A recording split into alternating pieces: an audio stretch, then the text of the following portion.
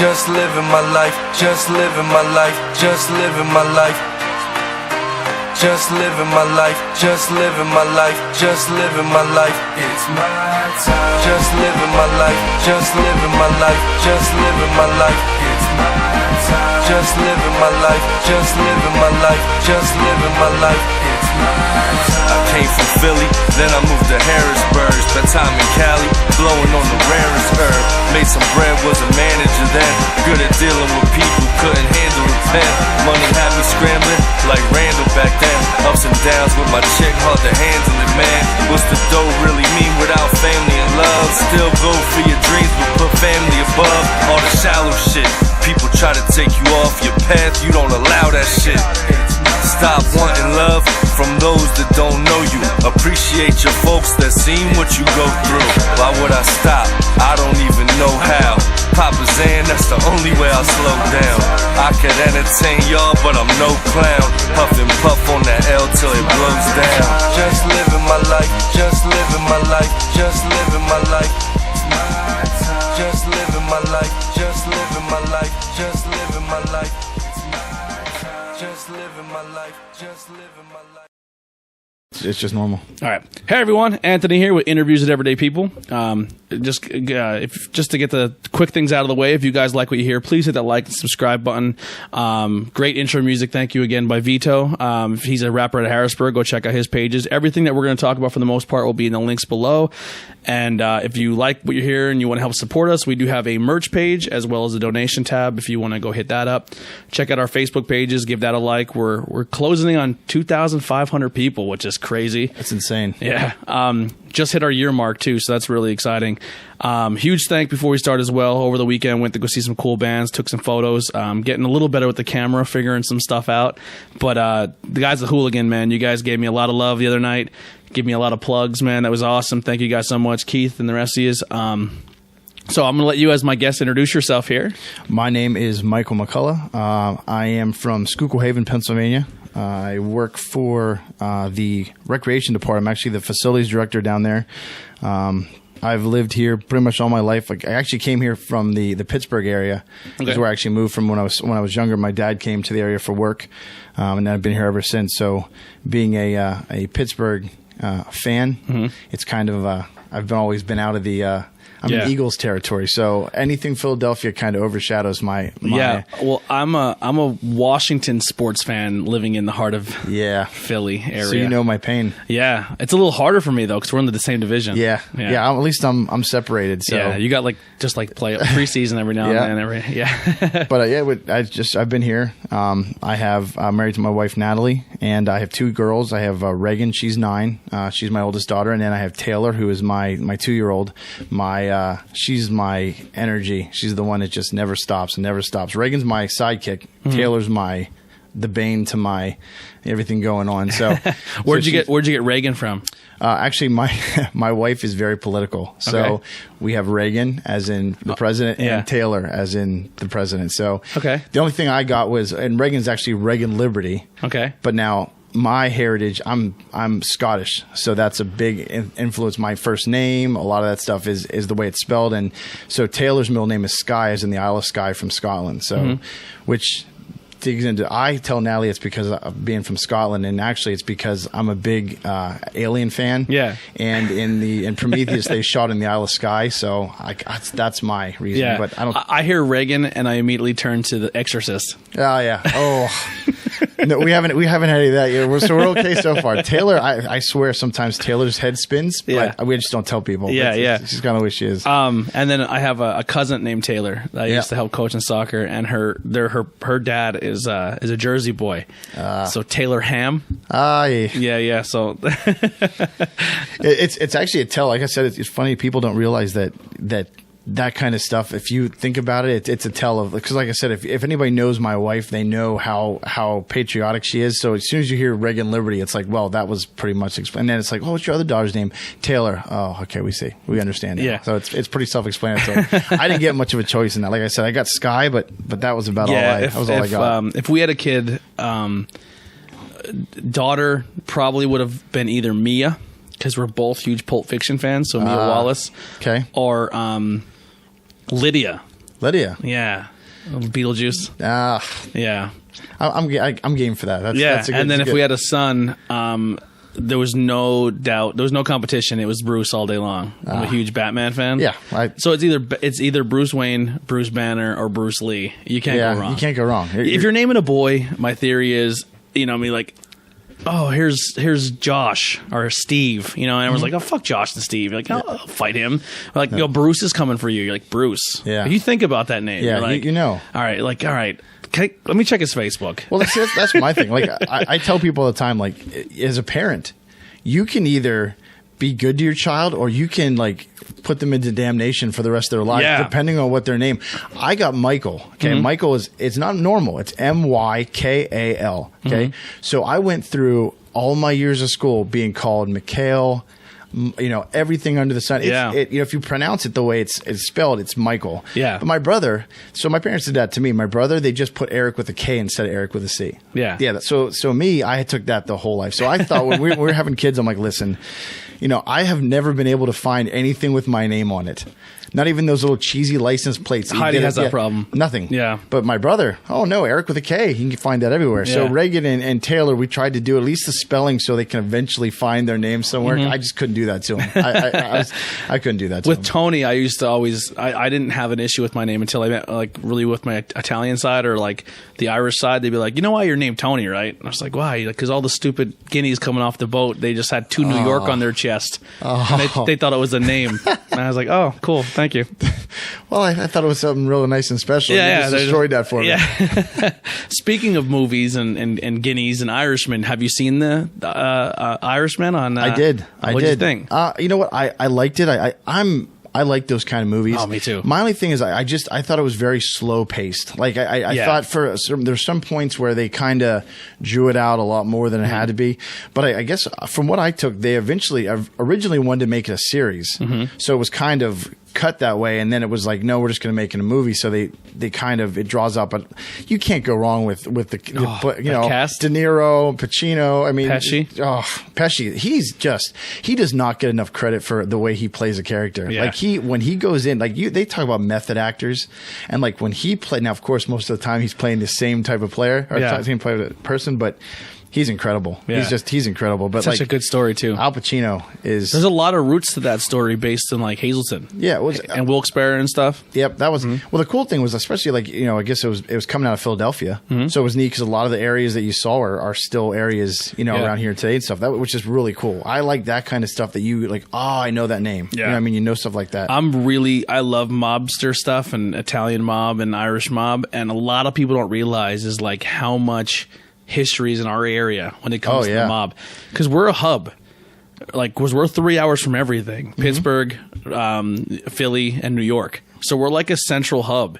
Like, and this area wasn't expensive to live in. Yeah. So this was like the central meeting point for a lot of the, like, if the families, like if there was a family in Pittsburgh, a family in Philly, and a family in New York, they would meet in northeastern Pennsylvania. Yep. You know what I mean? Like the Pottsvilles, the Hazletons, the Wilkes-Barres, and some school county towns in the middle. It's crazy. Like, like it's nice. Like I enjoy those type of movies. I grew like my thing was The Godfather. I mean, everybody saw Godfather. Yeah. You saw all those.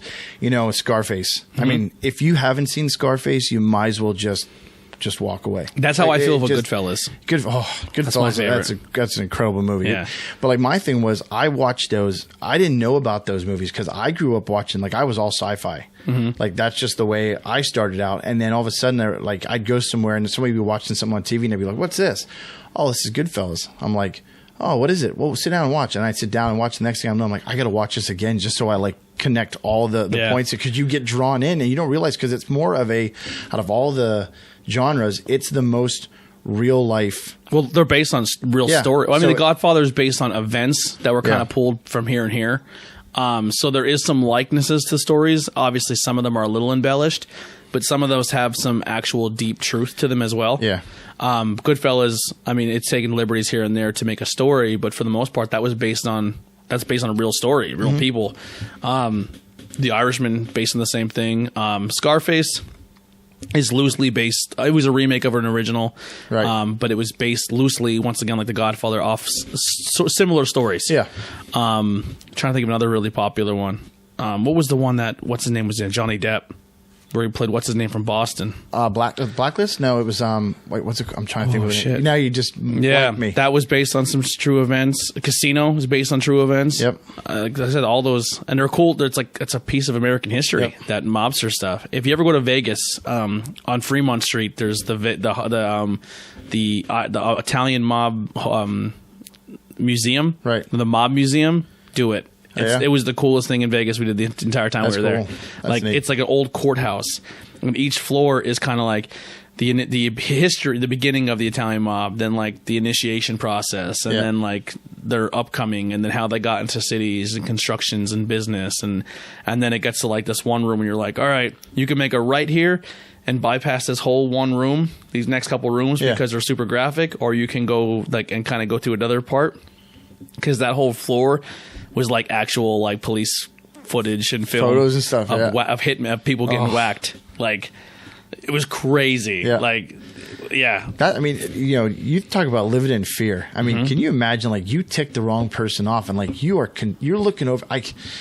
The Irishman is one. There's a couple scenes in there where there's just a guy standing on the road and they literally are along the sidewalk and he just. It's always your best friend. Literally just walks up, puts a gun to his head, shoots him, just walks away. Yep. Like that would scare me more than anything else than not knowing where's it coming from. Is it coming from? Who did I offend doing this? Yeah, and they were really smart too. Like obviously, gang mentality and that stuff kind of has changed because like, oh, we'll go for your family. The mob wasn't about that. Like, they're not going to kill your kid. They're not going to kill your wife. I mean, they did. They had ethics. There was, like, and you watch anyone, you can realize that. Most of it was to take out wherever you're making your money. That's where they were going to hit you. Yeah, they were going to hit your business, and then if you still kept messed around, then you were going to get pinched. You know, I like where he's like, all right, this guy, he comes picks me up, he circles the block one time, and I get back in the car and we get out of here. And it's like, then the spot in Schuylkill River, we dump all the guns. Oh, that was and then he just keeps showing up one time, so you could tell how many times he was doing stuff. He's like, if they ever sent divers down in that part of the Schuylkill River, they could arm a military. They could arm the military. That's funny. Like I said, that was just some of the cool stuff. Is hearing and knowing the different places and stuff that they're at. That was really cool. Yeah, and the guy, the whole premise. If you haven't seen it yet, we're not giving too much away. So, but it's I guess it would be the rise and fall of Hoffa, Jimmy Hoffa. And spoiler alert, you don't find anything out because no one talked. Nope. Even when De Niro's character had nothing left, they're like, everyone's dead. You're not protecting anybody. I know what you're talking about, man. Yeah, that's that whole thing with Hoffa is insane because like you could make 1,000 movies off of that, and you could always have a different ending, a different way because there is nothing. He pretty much admitted to killing him. Yeah. Because I believe the way it went down, they don't talk about in the movie, is that it was based off a book called The Man Who Paints Houses or something like that. And he pretty much sat down with someone and said, like, hey, I'll tell you the whole story. But you don't publish this until I'm dead. And he pretty much admitted, like, yeah, I killed Hoffa. And he told the whole story, how they went in the house and killed him. He goes, but once I left, man, I don't know what they did with him. Yeah, I couldn't tell you where his body is or what, you know what I mean? Like, there's theories and rumors, but no idea. Who knows? Yeah. It's crazy. And you'll never ever never find them. No, I heard many things during my, you heard one time he was buried under the ground of the old Giant Stadium. I always heard he was put in a concrete pillar. Yeah. Oh, maybe that's what it was. They put him in a concrete pillar. Yeah. That's crazy. That's why that team has such bad luck. Yeah. It started right from there. That was the down. Yeah. Awesome movie. But, I'm kind of mad that everyone's like, I can't sit for a 3-hour movie. I'm like, you just sat. You went to the theaters 4 times and seen Endgame. Yep. Like, this is actually like a story to it. Like, I don't know. And then of course a lot of big time directors are kind of like these stupid superhero movies, and I'm a fan of both. But I grew up in a household of DC. I'm a DC guy. Because my dad, when he was younger, like it's funny because when he was really young, Disney used to print a little book, and it would come out. I think it was either monthly or something, and it was all comics inside, and it was like Mickey Mouse comics, Donald Duck comics, and then they used to have is it Daniel Boone? Not Daniel Boone. Davy Crockett. Yeah. He was in there. He had his own little, like, maybe like 5 pages out of this thing. So my dad got started doing that. Well, then he got into like actual DC comics. And then he had a whole pile of them from when he was a kid, which got me into them. And now it just... You still have any of them? I think I have a couple of them. I don't think there are any ones that are any. I probably much destroyed them as a kid because I didn't know the whole keep them clean, keep them cornered. I just sort of read them from page to page. But that's what I grew up a Superman fan. I was a huge Superman fan. Yeah. That was my. I don't want to say I'm anti-Superman. I do give him the respect of being like the godfather of superheroes. Like without Superman, we don't have superheroes. Right. I don't care how many times Marvel reinvents a character. Superman is always the strongest in my opinion. But I'm a big Batman guy. Well, everybody loves Batman. You gotta love Batman. Batman's the I mean, he's a billionaire, but he's the normal guy. When he gets hit, he gets hit. Yeah. You know, when stuff goes wrong, it goes wrong. Mm-hmm. You gotta like that guy. I think because you always have that mystique, like he can actually lose this. Where like you read a Superman comic, you're like, all right, this dude's he's eventually gonna win. Like you always had that mystique, like Batman can legit die. Like, you know what I mean? Yeah. I felt like I grew up. Well, you probably did too. I grew up with Michael Keaton as Batman. Yeah, and that forever was my favorite. He was the best. And then they had Batman Returns, which was where they brought the Penguin in. Mm-hmm. And then it kind of got like a little rough for a few years. Mm-hmm. You know, we had the whole Clooney thing and all that stuff. But then Christian Bale, I thought he was. I hated it. Did you really? I hated it. Oh, all right. I'll tell you why. So, all right. So when I was a kid, I didn't read comics. Yeah. The only thing I really knew of superheroes was cartoons and movies. Right. So as a kid, I liked the movies. I didn't really know what I was watching, but I liked them. And then Batman Begins came out, and everyone's like, "Oh my god, it's the greatest thing ever!" And I was like, "All right, it's a good origin story. I'll give it justice." I don't know how much I like Bale. And then the second movie came out with the Joker, and I was like, "Okay, it's better than the first one." Because I thought Ra's al Ghul could have been more. Yeah. And then the Bane one happened, and I was like, "This is garbage."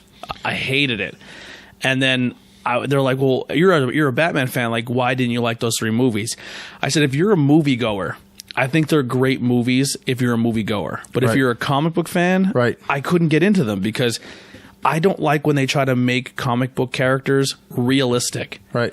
Like they're like so. Going back to it, I would take this shitty Bane who was a meathead that couldn't talk, but at least he had venom. Like maybe the Tim Burton made them wacky, but it was like if you liked the 1966 Batman and then hated the Tim Burton, but then loved like there's no that doesn't make sense to me. No, like they're just as campy. Yeah, my thing was, and I like I said, Michael Keaton and Jack Nicholson as Joker was awesome. That's the closest we've gotten to a comic book Joker. And then I mean, like I said, I loved him. I'll tell you what, Heath Ledger was insane. Like I thought his character, like just him. But the thing is, people don't understand is like they get all up in arms about how someone plays Joker. Like they killed who's the guy? Jared Leto. Jared Leto, right? I didn't mind his Joker. No, and the thing is, you got to understand, there's not just one. Like, look, if you look back through the comics, you look through the cartoons, there's been a million different versions of them, and you can't say, well, this is the only one we have to base off of. You must do every single, because it'll be stale. You know, you got to let somebody be. I think a little crazy. The best way to describe it for me is I think every Batman or every Joker that has been played with a Batman on screen, I think that style of Joker fit that style of movie. Yeah, because if you would have put Heath Ledger in Jared Leto's movie and flip flopped them, it wouldn't have made sense. No, I think Jared Leto gets a bad rap because he went over the top with a look, and I think because so much of his film was like so much of his dialogue and stuff was cut out that you never really got an idea of the character. Yep. So you never had a background of that Joker. Like, what was he all about? You kind of just got him for a second, and you're like, well, there was no explanation. I don't like it. Because people are like, oh, he wears a grill. And I was like, I'm a huge Zack Snyder fan, and I wish there would have been more. Like, I want the Snyder cut. Oh, my goodness. And the worst is what they do now is they're letting you they're giving you little pieces. Because Zack Snyder's that passionate about it. Like, he's like, Joker wasn't wearing a grill. He had steel teeth because Batman beat him up so many times he's lost all of his teeth. Oh. And he was self-conscious about it, so he tattooed a smile on his hand. That's why he did the whole... Yep. Like, and I was like, there's so much more to that character that we never... Like, in the trailer, the Suicide Squad, he's, like, pulling a grenade out of his teeth, and the whole one side of his face is singed off. And we don't even know why. Yeah, you have no idea. It's gone. Because DC didn't want to make DC movies. They wanted to rival Marvel and make funny movies for kids. I was like, that's not DC. Well, that's like them taking the Suicide Squad and sticking Batman in it for 15 seconds, riding on the top of it, just for fan. That's what they're doing. It's fan service. Because the fans aren't going to watch it if we don't tell them there's any Batman in it. Yep. Which is ridiculous. See, my thing is I was big into sci-fi, like the sci-fi movies. So my original ones were from the 80s. So like Aliens, Terminator, like those were that's my kind of stuff. And then what happens is, like the Aliens, I watched the second one first and fell in love with it. I mean, it was like G.I. Joe's on steroids. It was great. And then I watched Ridley Scott's Alien, which is a masterpiece. And it's because it's not all action. People pass it for Aliens because Alien is literally it's the most claustrophobic, and that's what makes it so good. But like then you moved on, and then you had this, you had the sequels, and you had actually they were prequels. You had Prometheus, and then you had Covenant, and stuff like that. And then you had the crossovers with Predator. We don't talk about those in the Alien fandom. They're like the step. The one of them I seen I did like though.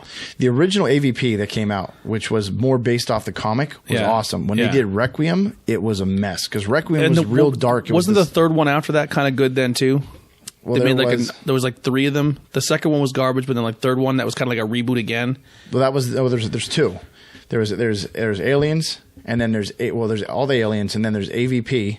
And then there was AVP Requiem. That was the second one. So if you're following the timeline, it was, but it's the same way. That's how it is to me. Like it. And the cool thing is I think back in the day they didn't have not super good technology, because when they did the Alien, it was a puppet, and then they tried to pass off Alien for CGI later on, and you're like, it's not the same effect. No. When they had to do the special lighting and make it to look like this was a real thing and not a puppet. And the Alien never had that much screen time. It always had that allure, like it would made it that much of a better. Like Jaws. Yeah, exactly. It's what you don't. Sometimes you show too much and it's over. Absolutely. Yeah. Yep. I know how that is, but like I said, that's just I grew up on it. But going back to I was in a DC. I was a comic kid. And that's what got me into everything else, was reading comics. And then all of a sudden, we got to the age when they started making movies based off the comic, and that was like, now I can see the real thing in, so that's, like I said, mine will always be, I love Michael Man of Keaton. Steel, the Superman movie, Man of Steel. So the quick Batman thing. I always say, if I see Batman on screen, I shouldn't feel that I could beat Batman up. Yeah. I love Michael Keaton. I'd beat Michael Keaton. Yeah. George Clooney, I'm beating his ass. Val Kilmer, maybe, because he kind of has some training. Right. But he still looked like a punk. Trying to think who else is in there. Christian Bale, there's not a chance. There's not a doubt in my mind. If I fought Christian Bale, I'd do fine. I will tell you this: when Ben Affleck got buffed up, there's no way when he's my favorite Batman. The scene with the chains, I'm like, that fight scene was the best Batman fight scene we've ever had on camera. And that suit was so cool. Yeah, and that's the thing. Like, it's another one of those things where, for you as a fan, you know what you're looking for. Did you hear the rumors of Robert Pattinson? Yeah, no, I know he's going to be the new Batman, correct? He might not now. I did hear he's having some issues bulking up. Oh, jeez. Yep. They said he's trying everything. He cannot put the weight on. And they're like, I don't know. Did you see the Joker? I have not yet. No. Okay. I heard it was good though. Oh. Yeah. Yeah. It completely goes away from what you know, but still holds the strings. So you still have an idea what's going on. Mm-hmm. It was an awesome movie. Mm-hmm. I know all kinds of people went crazy over it and like, doing all kinds of ridiculous stuff, but it was an insane movie. It was really good. Yeah. I think a lot of people that didn't like it are the same people who are afraid to talk about issues that we have, and that's mental health issues. Yep. And that's something that scares the shit out of people because it could be anybody. And that's kind of what the Joker's derived from. Like, I always say to people, like, you can wake up and you're one bad day away from being the Joker. You know what I mean? Like, it could happen to anybody. And and Joaquin Phoenix, he's if you want to talk about a guy who gets into his role, he was just insane. Like, you look at him and going, if this was a real person, like, what's going on? Like, you got to help this person, because he was just out there. But of course, he was in Gladiator, and he was phenomenal in Gladiator. Mm-hmm. I remember, what was he? I can't think what his name was. I just know he was the Emperor came in as but he was like, he's just a great guy. I did not like the face paint at first, but they said once you watch the movie, it grows on you. Yep. So you realize because he kind of takes from stuff he's seeing, and the whole reason is for him to sort of blend into something.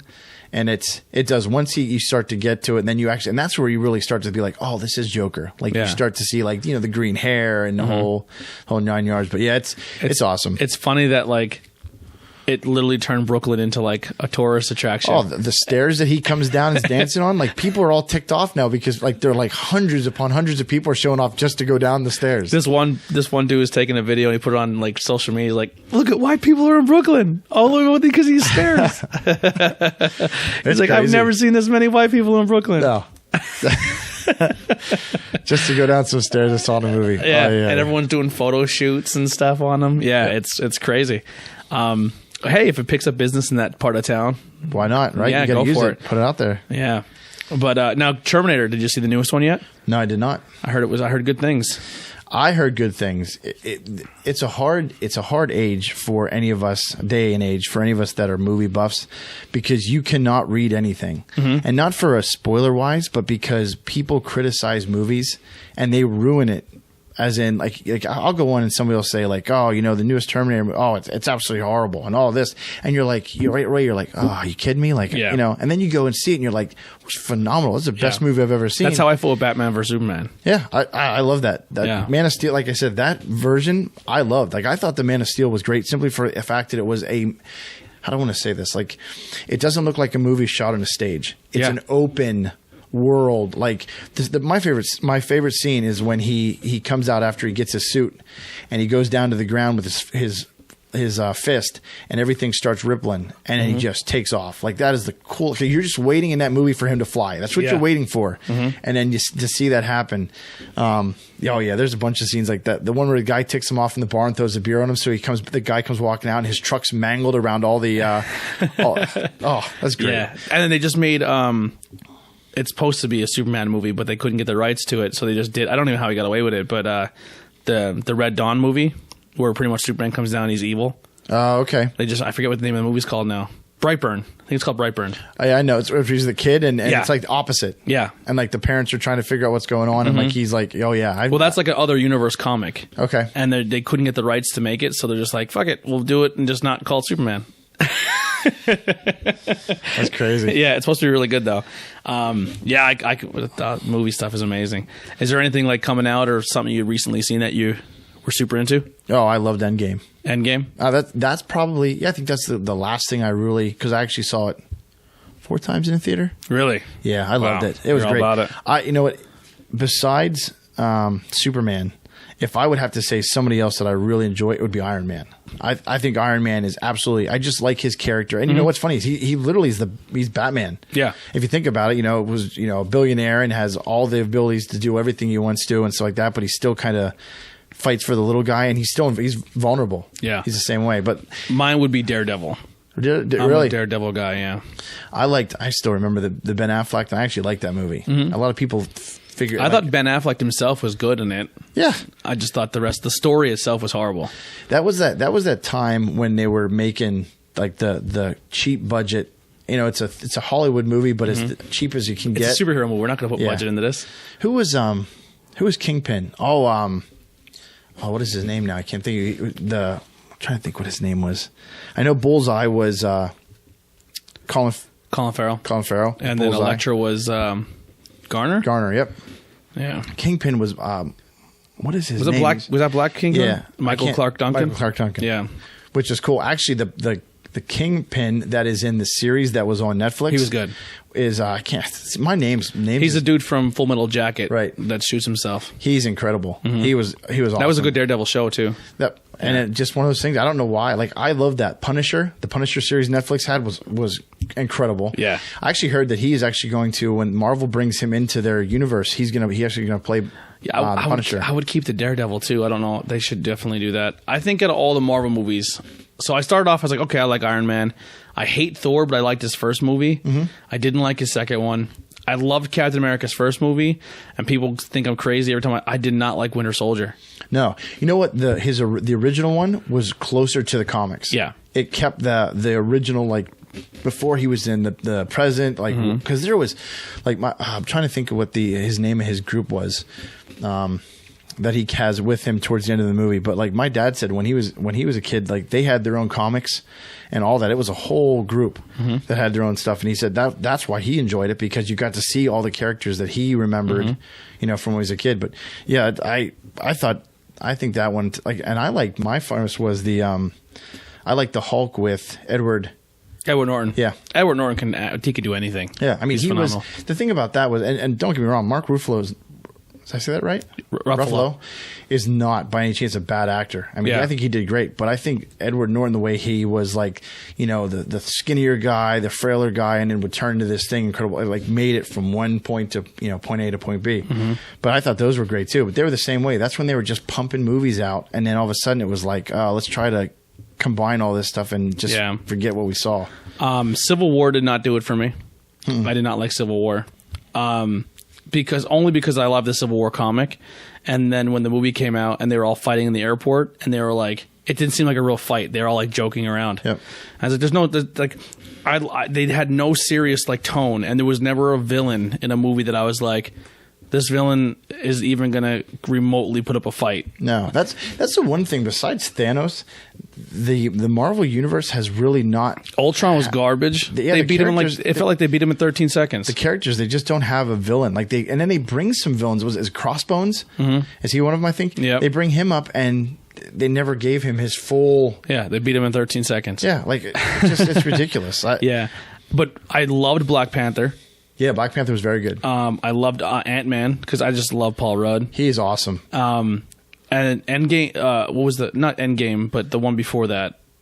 The Endgame Part 1, I guess you would say. Yeah, Infinity War. I didn't like it because I was like, the whole time, everyone's like, well, that ending didn't get you? I was like, no, because you knew it was coming, but these assholes thought it was a joke the whole time, and they were making fart jokes. Yeah. And Thanos is out to kill them, and they were like, like Mickey Mouse jokes. And then he finally snapped, and then you're like, oh, now you want me to feel something for your movie? Like, you weren't taking it seriously. No.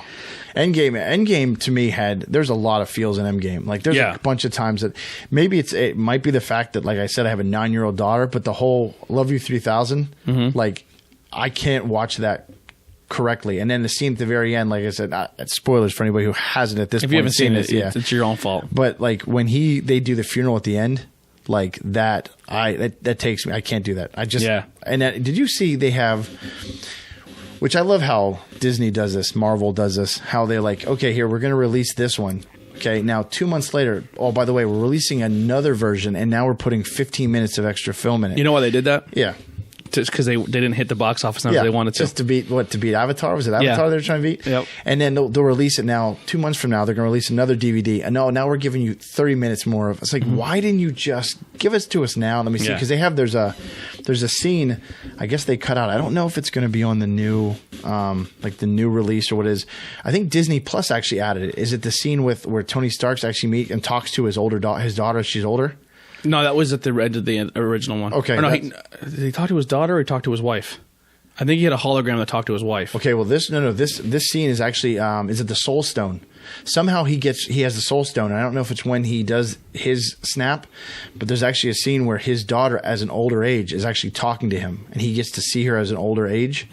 It's not fun. I mean, it's amazing, but it's like, for me, I'm like, nope, can't do that. I don't know. I kind of hope for a girl Iron Man. I hope they do it.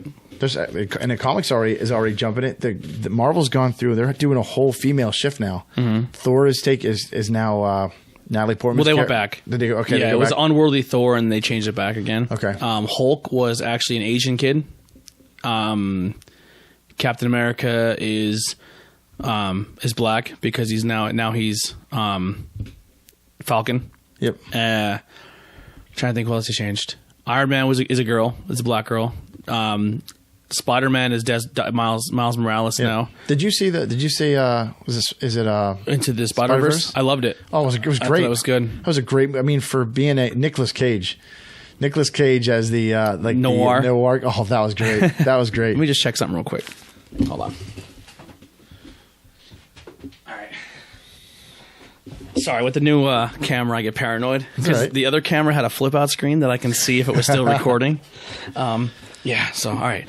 Yeah. The noir is really, really cool. Trying to think what else was just out recently. I thought was pretty good. There's a bunch of stuff. I wanted to see the One Mutant movie, but they canned it. It was supposed to be like a horror movie. It's called like Mutants.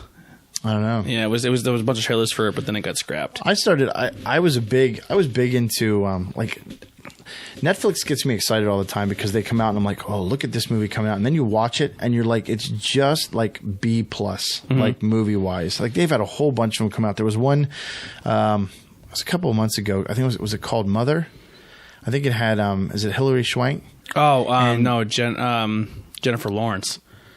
Where she's like, no, this is one. She's like, it's in the future and there's robots. Oh, okay, then yeah. Like, I think that's the name. It might not be. So if it is, correct me. But it was a sci-fi one. I thought it was a great movie. But sometimes they come out, like I said, The Irishman really put that back into an upswing. Are you a monster movie fan? Oh yeah. Are you a Cloverfield fan? Except for Paradox. But you don't like Paradox? No. I thought that was interesting. It was, but like it. So the first movie was kind of based off was the creature, which I loved. Heidi hated it. I'm like, every time I watch it, I find something new. My wife and I, when our first date we ever went on, I took her to see the Blair Witch Project. The Blair Witch Project for me will always be one of my favorite movies because up until it released, people thought it was real. They did not tell you because they didn't show you that there was no premiere with the actors. There was nothing. So you're watching this movie and like I can still remember getting chills like now. You're like, people are dead. There's like, holy crap. And at the time my wife was going to college in Maryland and she was an hour and a half from Perkinsville, which I ended up finding out it's a real place. And I'm like, oh, this is crazy. But anyway, that whole shot with camera. And then I saw Cloverfield and I was like, this is awesome. Yeah. Like it's so scary because especially the times when something happens and they drop the camera and then they would show something on the camera. It was just a great movie. And then I watched, what's the one that they just had? They come out with John Goodman came out after that. Oh, shit. Cloverfield Lane? Yeah. Something Cloverfield Lane. And that was one of those psychological more. Well, that movie wasn't technically supposed to be a Cloverfield movie. Yeah. So that whole movie was supposed to be something completely different. And then at the very end, they added the Cloverfield element. Yeah, because for me, you didn't have to. I thought the movie itself was. Yeah. John Goodman was awesome. Like you can just say that, hey, there's something going on in the country. Okay, we're locking ourselves away. You don't have to tell any more than that because it was so claustrophobic. It was such a great movie. But then Paradox was. To be honest, what was it? It's Cloverfield Paradox. Yeah. The best part is the getting stuck in the walls. That was a great. The part. End though. Oh yeah, yeah. See that, and the thing is, did they do that just to give it like service, or did they like? Are you talking about are they building up to something else? Yeah. Because here's a theory of that, like that cloud line, that's high up in the sky. Yeah. And for that thing to grab that, like. That has to be fucking huge. Well, that's like the best part of Cloverfield's where it's coming down and you see the stuff dropping off it and you have no idea what's happening. And then they're in the subway and you can't see anything. And of course they're talking and you hear it and then like they'll pan around and all of a sudden he pans around and you see them everywhere. And does the girl get bit? Yeah. And she's in the tent and she explodes. And you're just like, what? What just happened? Yeah. Like, so all of a sudden you're thinking, okay, now we can't even get scratched by these things because it was just a great monster movie. Did you ever notice in the very beginning and the very end, there's a little hint to possibly where Cloverfield came from? I'm trying to think. I know at the end when they're under the bridge, right? Okay, and then the helicopter goes down. The bridge and then there's a scene that they replay from the beginning again. Okay. So when they're in Coney Island and they're on the Ferris wheel and he's doing the footage of them talking, over her shoulder you see something fall out of the sky and land in the bay. Son of a gun! Now I got to go watch this movie. I remember the flashback scenes, but I don't remember. Yep, something falls out of the sky. So it comes from space. Yeah, and then there's always like every time those movies come out, they make those fake websites that you can dig through and find more information. So there's a video of like this oil rig off the coast of New York that gets destroyed. They don't know what it's from. Oh, really? And that's when Cloverfield's making his way inland. That's cool. Yeah. Now I got to go watch it. Now there's theories when you watch the movie that there's two Cloverfields. Yep. Like there's actually 2 of them, or that's just the baby. Just the one of them. Yeah. Yeah. Well, that's like. Have you seen? Of course, have you seen like the new Godzilla? Yeah. Like I loved it. I'm loving. Like I like Kong Skull Island. It was awesome. I had a great time. And now the fact that they're making that monster, like it got delayed again. Okay. It got delayed 9 months. It's going to be 2020. But my thing is, if you think about this and you see how tall Godzilla is. They made King Kong huge too. They're gonna have to because you're gonna have to because if you think about a scale on that, there's a little bit of a difference. So, well, the new Kong, he's like 4 times bigger than what he normally was. That's gonna be a cool movie. Yeah, that's why they never left Kong Island, because he's too big to put on a boat. Yeah, that's awesome. Yeah, I'm pumped. They're cool movies. I liked. I didn't see the newest one yet though.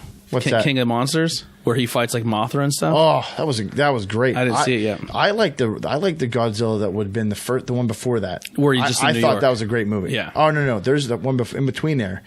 They had the one with where he's in like San Francisco. And there's the 2. I can't think of like what their the things that suck the radiation. Yeah, the 2 of them, and then the last one that came out. But it was awesome to see those characters like with today's cinematography and digital, like to see the other monsters besides like that you saw, a guy in a suit was them back in the when 60s and 70s, and now to see them now was incredible. Yeah, was such a cool thing. Did you see Rampage? No, I did not. Oh, that's another one. Everybody laughs at those because they're like the you're good. The what is it? Dwayne Johnson. What do they call him now? The movie Rock? Viagra. Yeah. Is that what he's called? Because everything he goes in, gets pumped up. But that Rampage was good. I saw that in IMAX. All right, that's terrible news. So this whole time the audio wasn't recording because it's telling me I have an invalid SIM card in. Let me try this.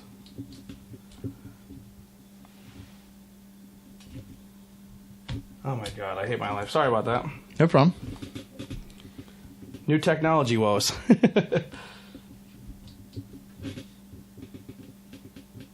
me try this real fast. Just do a quick pause here. Just still.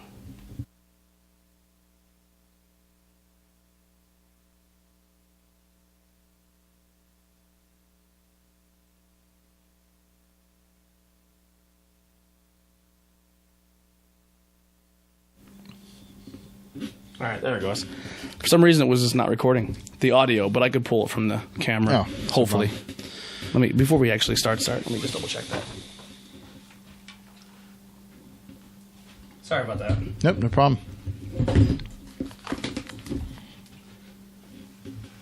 I wrap it twice. The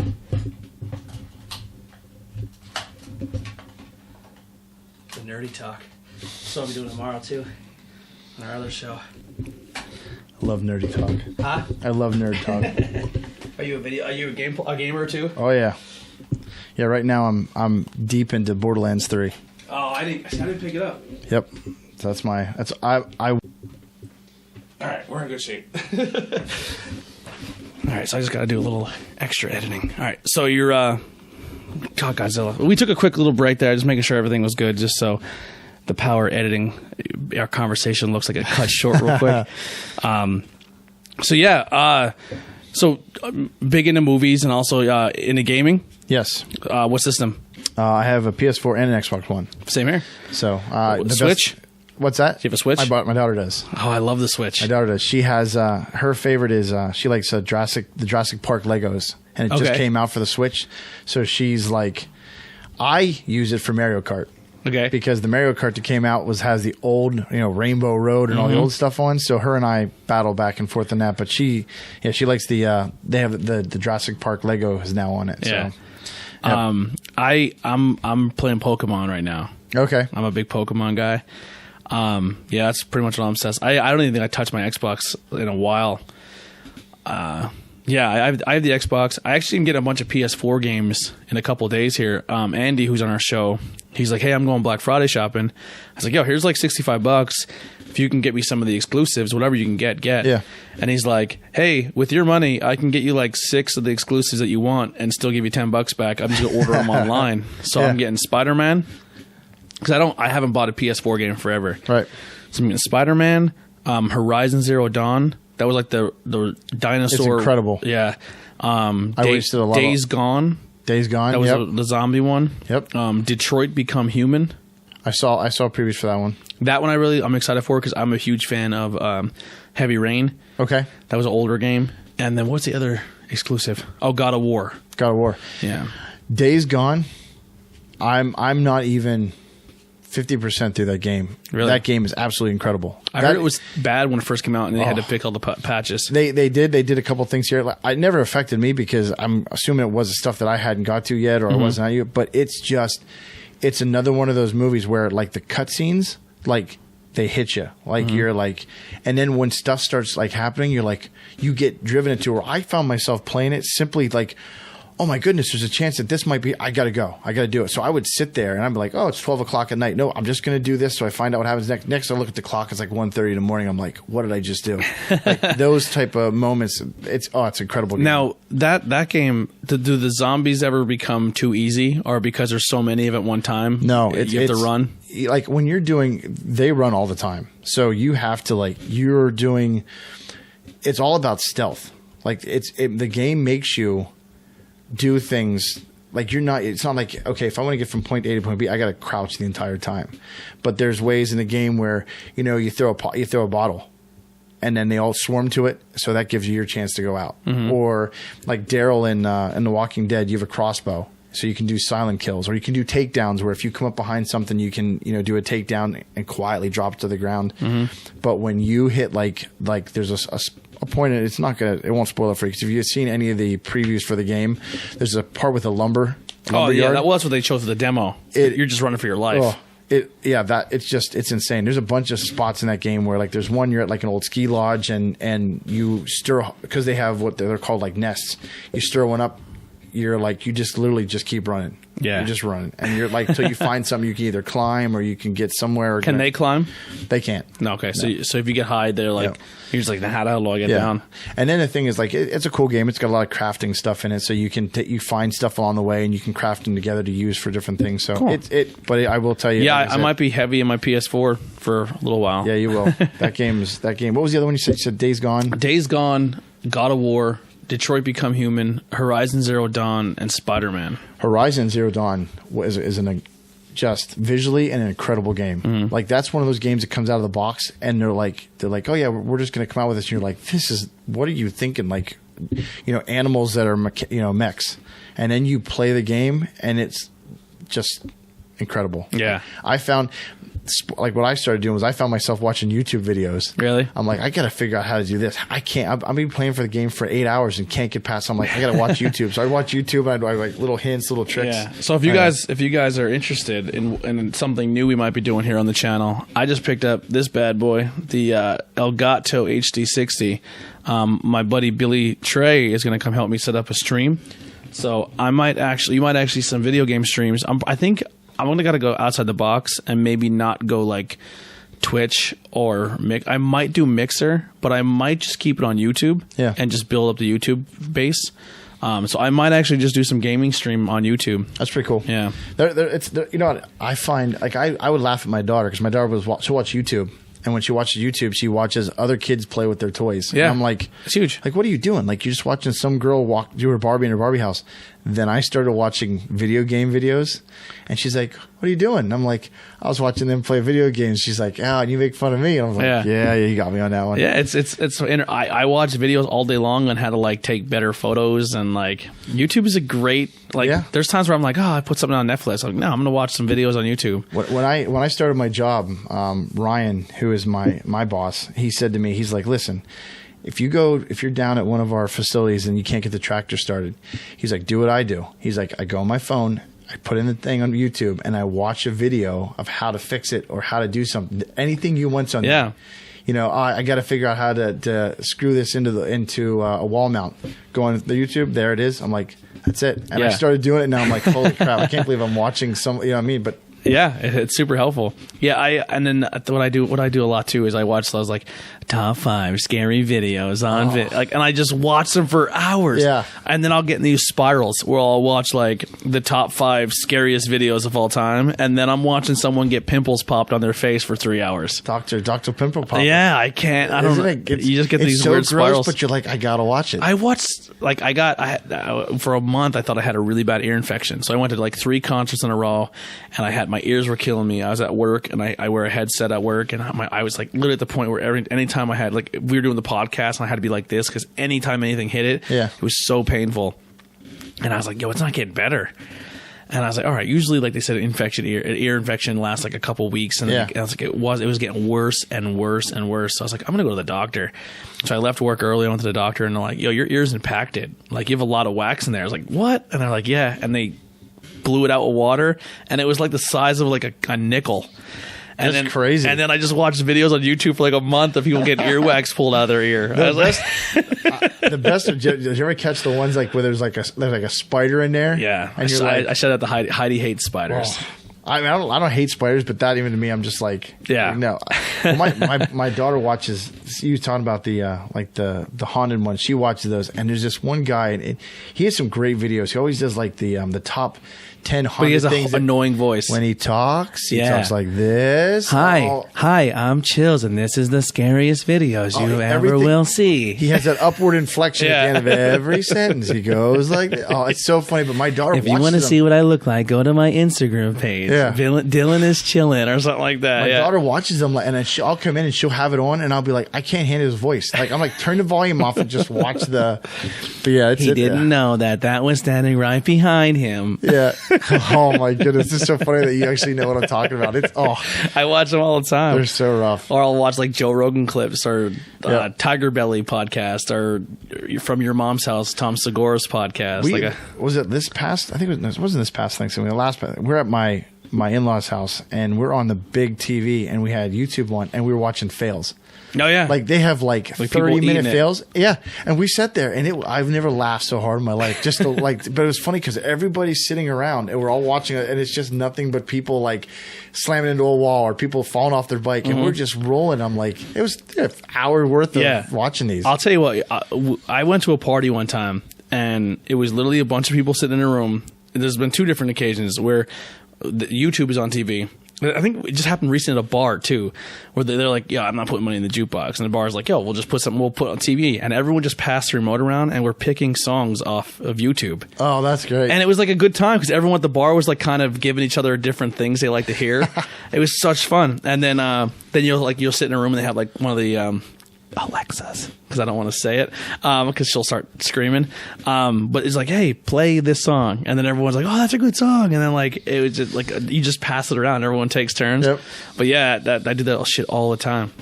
Well, my youngest, she's 2, and so she watches Mickey Mouse Clubhouse on YouTube. I mean, she'll sit there and she's gone watching it back and forth. Well, she learned how to say to Alexis. She learned how to say hot dog, the song from it. Yeah. Middle of nowhere, all of a sudden it'll start playing out of our Echo. And I'm like, what is going on? Well, we figured out figured out how to say it just enough that it recognizes it and plays it. Every room she goes in that we have one. Next thing you know, you'll hear. So I'm like, I'm hoping the day where she doesn't figure out how to make them all play it, because I'm just like. Did you ever see the video where the kid he's like, Alexa, play Wheels on the Bus, and he can't talk as a kid. It's like, we're gonna play Hardcore Gangbang Anal. And everyone's like, no, Alexa, no. Does he? Oh. He's like, it wasn't even close. Nope, I was gonna start screaming. And then there was another video where these little kids are all sitting. I guess they're having like a sleepover, and they're all in the bunk beds. And it's like a night vision camera, I guess, in the bedroom. I don't know why a parent would put a bedroom camera in their little boy's room, because you're eventually gonna catch them beating it. Yeah. It's at one age is going to happen. Yeah. But I guess they had the video on, and they're like, Alexa, tell a ghost story. And the kid's like, no. Like, right? And then Alexa starts like, it was a spooky night. And then the kids are like, nah! Yeah, losing it. They're like, Alexa, stop. Yeah. Oh, they're the best. Yeah. YouTube is a gold mine. There's a really funny, you have an Instagram? Yeah. You can follow us at IwEP Network, but Instagram has a really good account called Kids Getting Hurt. Might be tougher for you because you're a dad, but someone who doesn't have kids, it's great. Just like kids eating it. Like, all right, so I loved coaching soccer, but there was never a time ever in the history of coaching where I didn't see a kid get smashed in the face with a ball and just do one of these. Oh, you always do. And what you do is you laugh and then you kind of cough and you turn because you don't want them to see it. You don't want the rest of the team to see it because they're gonna be like, dude, you just got it. And coach just totally laughed you off on that one. You're like, yeah. Well, no, I was very upfront. I'm like, listen, I grew up playing soccer. Yeah. I've gotten smashed in the face with balls a million times. Yep. Like I always wear glasses. My glasses would literally just pop off my face. Like that's the point my mom wouldn't. I didn't have cool glasses going to school. I had the big, thick plastic ones. I was gonna say what are they? The Rec Specs. Yeah, they look look the Rec Specs. No, mine look like Steve Urkel's glasses. Like really okay. Yeah, like no girl was talking to me. Like wired frames, that was not happening because you put my wired frames down, it would be like bat wings. But yeah, so a kid would get hit. I'm like, I know your pain. Yeah. We had a girl I coached. She got hit real bad. Like, and I was like, ooh. But at the same time, I was like, all right, she's hurt. That was a bad one. Yeah. To this day, she's still cool, but it was like her junior or senior year, and she was always super hesitant. So she would run for the ball, and then right before she'd get to it, she'd go, and she'd back up. And we were playing Pine Grove, and this girl tattooed her. Boom. And it took her off her feet. And I run out, and she was out. Like, she had a bad concussion. And then the same game, another girl got hit. And this girl was just, like, rough and tough. Like, I always had to pull out the field so she doesn't start swinging on people. And I'm like, oh, another one? So before that girl got hit, another girl got hit, and I ran out. And at the time, I was probably my heaviest. And I ran out in the field, and by the time I got there, she got up and started walking over. I was like, you made me run all the way out here. And they all start laughing. So I run across the field again for the third girl.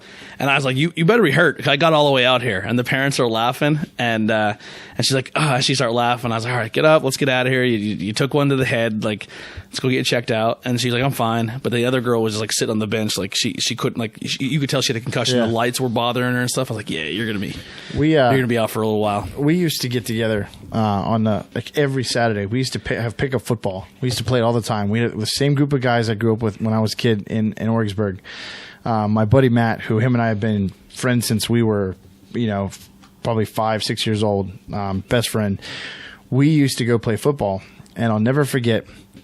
We had a game, and there was a guy playing, and my buddy Matt's he's a big guy. He really does. He lays a thump. What school did he go to? Blue Mountain. Blue Mountain. Yep. So we're playing this game. Like I said, it was just a backup, and every time I leave the house, my mom would say, "Don't do anything that's going to get you hurt. Don't do anything." I'm like, okay.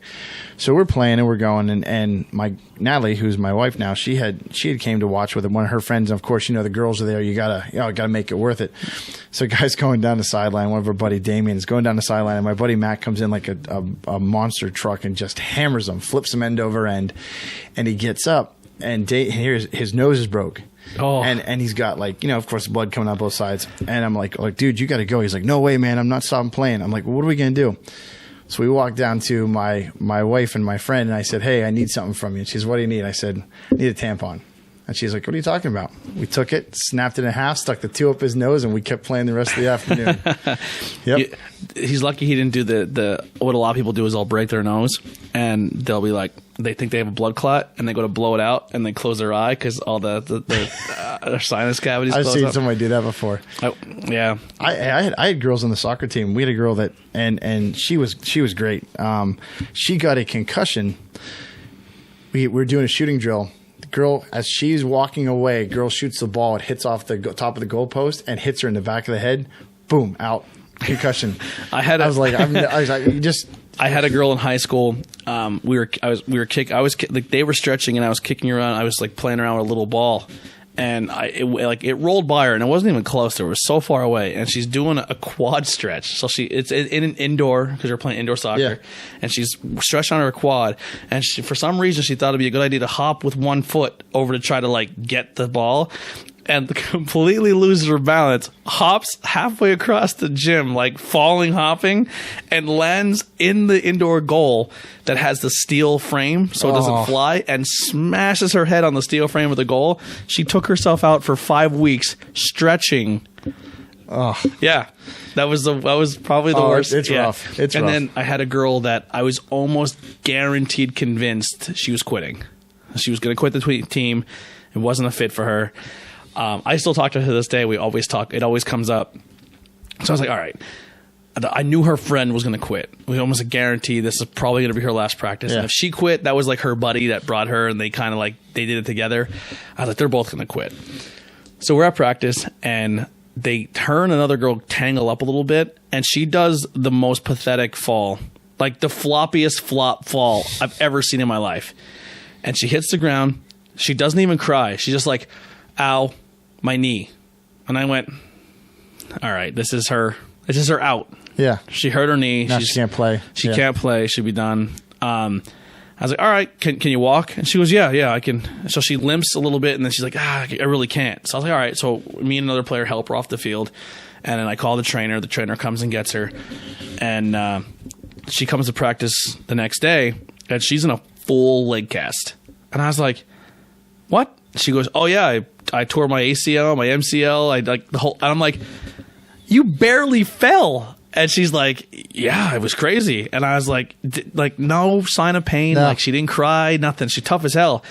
And I pulled her aside. I'm like, I mean, honestly, she goes, I thought you were faking it. I was like, 100% thought you were faking it. I thought I thought this is your way of quitting. She goes, well, I'm technically not going to stick around. Like, I'm hurt. I can't do anything. I'm like, dude, I don't blame you. But I was like, I'm not glad you're hurt, but I did not expect this. Yeah. Well, it's funny. Like, as a goalkeeper coach, it's funny because girls come up and they'll be like, hey, coach, can I try goal? And I'm like, okay. I'm like, do you know what all is enticed and what's going to happen with you in goal? And they're like, oh, yeah, I know. I understand like that. And then I start telling them what I've done. And I'm like, listen, I've broken every finger on my hand.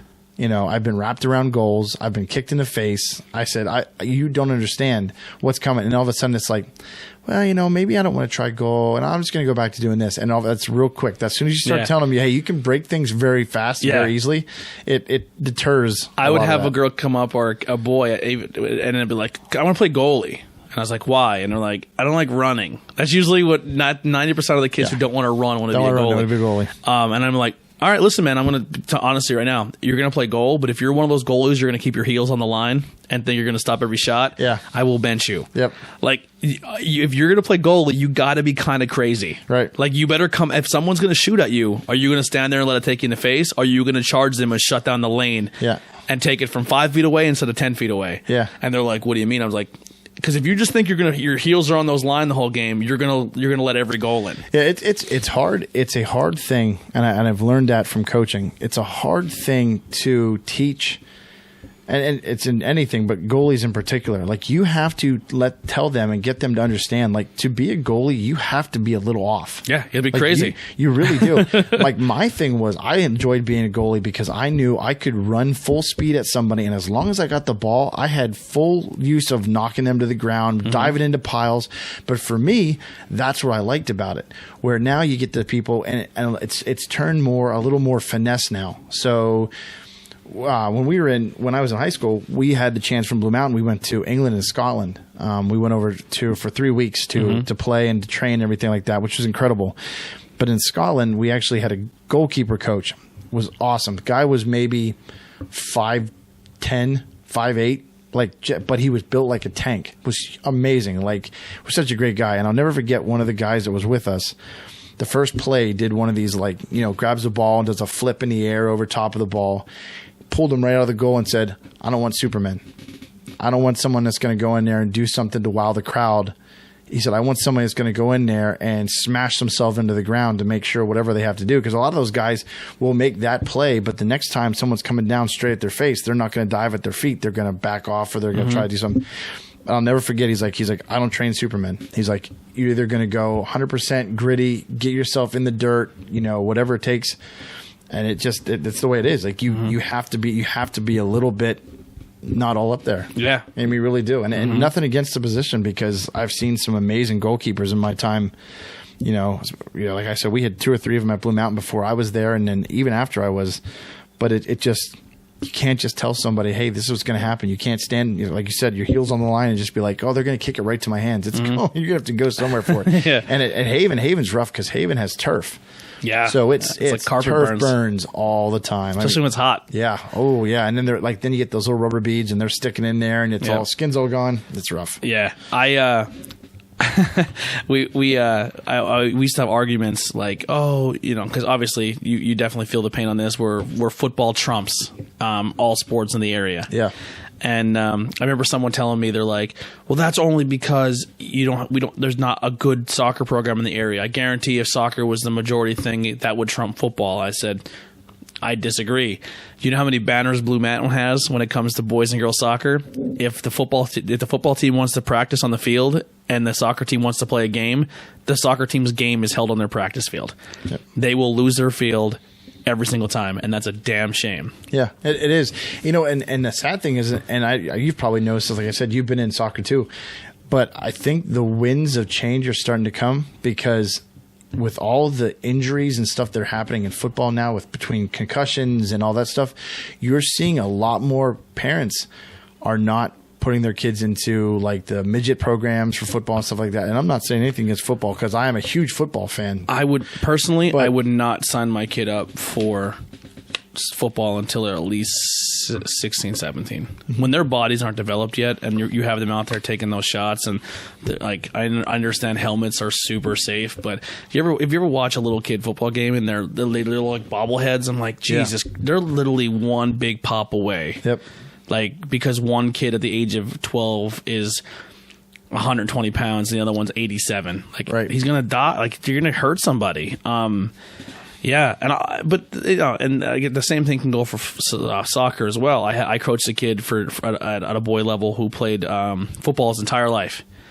And he played running back, which he's getting hit every play. And he came out for the team. He had his first body-on-body collision. And he was out for a week. He's like, I've never been hit that hard in my life. I was like, because you don't have any pads on. Yep. I said, football gives you a false sense of security. There was a movie a couple of years ago with Will Smith. He played a doctor from the Pittsburgh area. Oh, yeah, the one about CTE. And there's the scene in that he's actually dealing with Mike Webster, who was the center for the Steelers. And like, if you watch that movie, like to me, that immediately I'm thinking, because you see what he goes through, and like I can't imagine. And like I said, we now have to take so many tests, like for concussion protocol. There's so much stuff, and now you have heat stroke, you have concussion protocol, you have just so many things, and like every year we have to get certified through the PIAA, and we have to get certified. But like you don't realize that. I mean, there's kids. I mean, we have to do every 15 minutes now. It's a mandatory water break. And it's funny because I remember when I played... For high school soccer? Yeah. Every 15 minutes, we have to take a water break. During a high school game? No. Towards practice. Like summer practices. Once we get into the season, then it's any time. Okay. But like during practice and stuff, you have to every 15 minutes. So like when we're practicing, I'm keeping on a clock 15 minutes. Okay, whatever you're doing, stop. We have to get water. And that's because of like the heat strokes and stuff like that. But even concussion now, I mean, it's something, it's scary because like I said, we have girls that, and they have, you see somebody get hit in the head. When I was in soccer, like if we get hit in the head, you go home, you had a headache, you waited for the headache, you took aspirin, you got up the next day, you went through your thing, you never thought anything of it. Now, like, I mean, I've seen girls where they get a headache and they're throwing up, and it's just like, you don't realize it. It really is, it affects. I played, when I was in youth soccer, I was a bit of a psycho. But I didn't realize at the time growing up, I had a joint disorder. So like I would roll my ankle and it would swell up to the size of a golf ball. I mean like a softball. And I'd be like, I can still run on it. And they're like, oh, all right, get in there. Because I was valuable. And then I would go out there and I'd run. And they're like, what's weird? You don't sweat. And I was like, well, I don't know why. And then I guess part of this thing I have is I have a problem where I don't sweat. So I would run and be like, yo, I'm getting a really bad headache. And I'd be like, all right, well, next, like at that time in youth, you couldn't just pull a kid off. I always tell a kid, it's super illegal, but I didn't care. I don't care. That's the way I taught my kids, like, yo, if you're hurt or if you're exhausted or you feel you're getting too hot, just take a knee. Yep. I'll scream to the ref to stop the game that you're hurt. I don't care. Like, if you need a water break, we'll make it happen. Yeah. You know what I mean? Because I'm very, my style of coaching, I guess I'm too maybe, I was told I was too babyish, like I babied the kids too much, but like, I played for so many coaches, man, that just didn't care about my well-being or like how my body was going to react the rest of my life. Like I had a kid legit hurt his ankle, and he was being told by other coaches that he was faking it. And then he's like, I'm not faking it. Like, I will go play right now. I just can't run. And he got to the one point where he got so sick of hearing it his senior year that he made his mom bring his cleats to practice or to a game. And it was muddy. It was complete slop conditions. We were going to lose probably by 15 goals. And his mom started walking across the field, and I met her halfway. And I said, I took the cleats, and I put them right in my bag and zipped it. And he didn't know I had them. And I said, all right, listen. He goes, my mom brought my cleats, right? I was like, well, let me talk to you. I said, listen, that field is not good.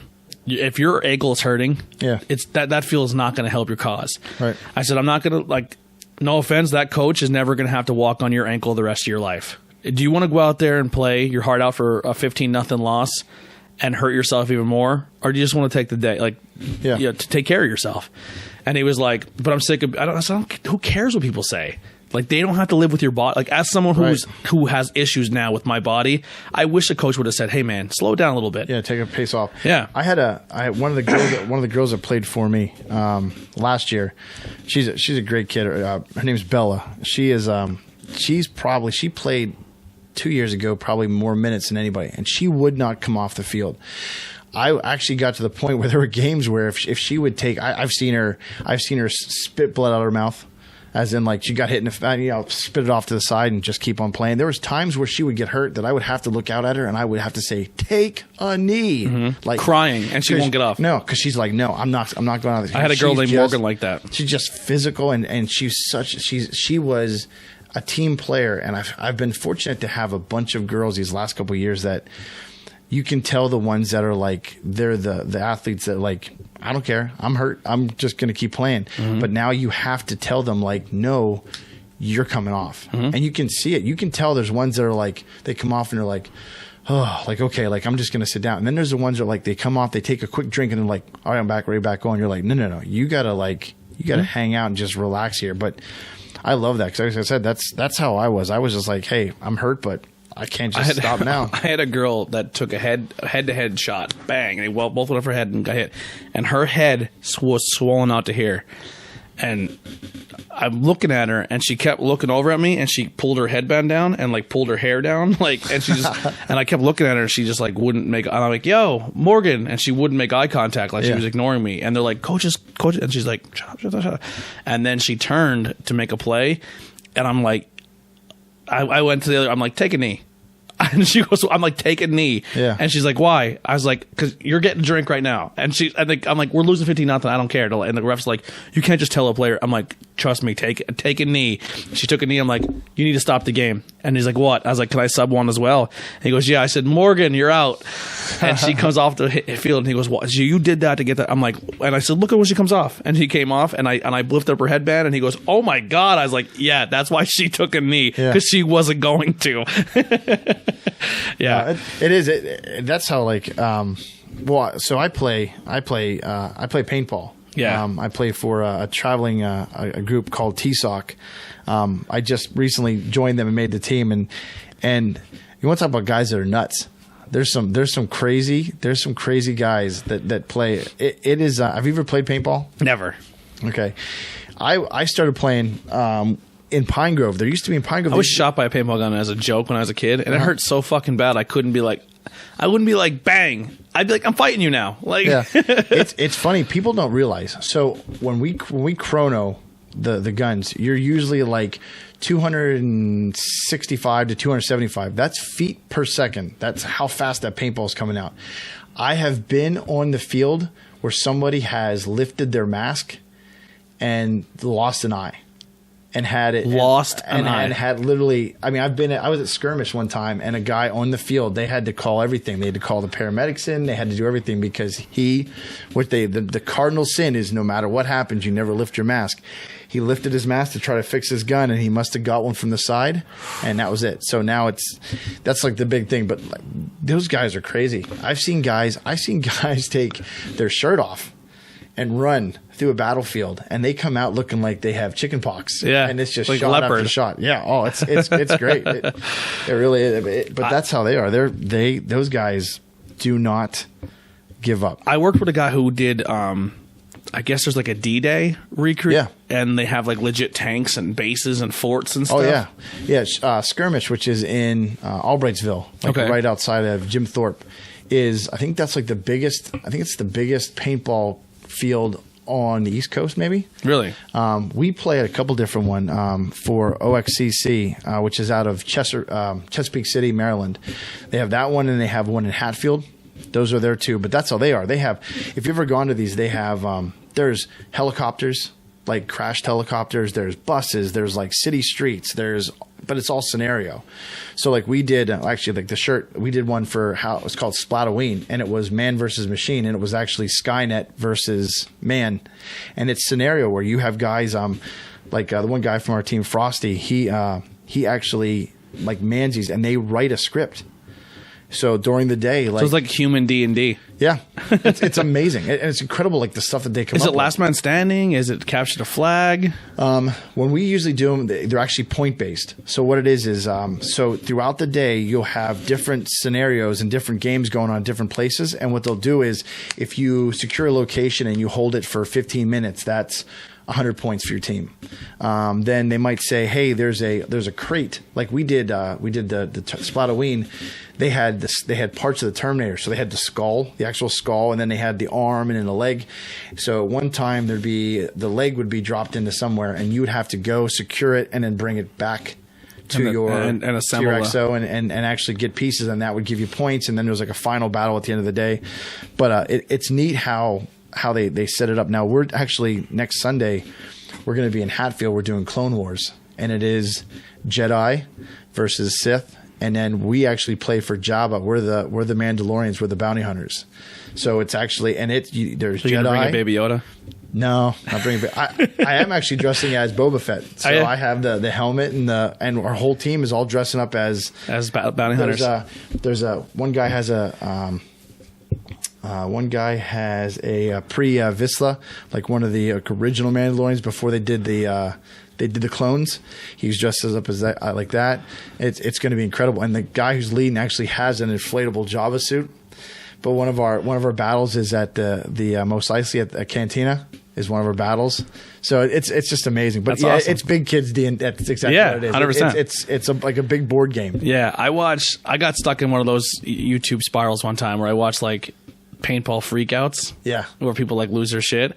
And then I watched, I guess it's like just as big as paintball, like the airsoft. Yeah. And you have like this guy literally has a camera set up in his scope. They're crazy. And like when he hits, he has like the little Call of Duty hit markers. Yep. Like I hit the guy, and all of our the fields that we play are actually like when they're not playing paintball, they're actually airsoft fields. They play double. Yeah. So that's something to see. You got to see the guys that come out. I mean, they have full like Ghillie sniper suits. rifles, and it gets to be a little insane, like the amount of stuff that they have, but they haven't.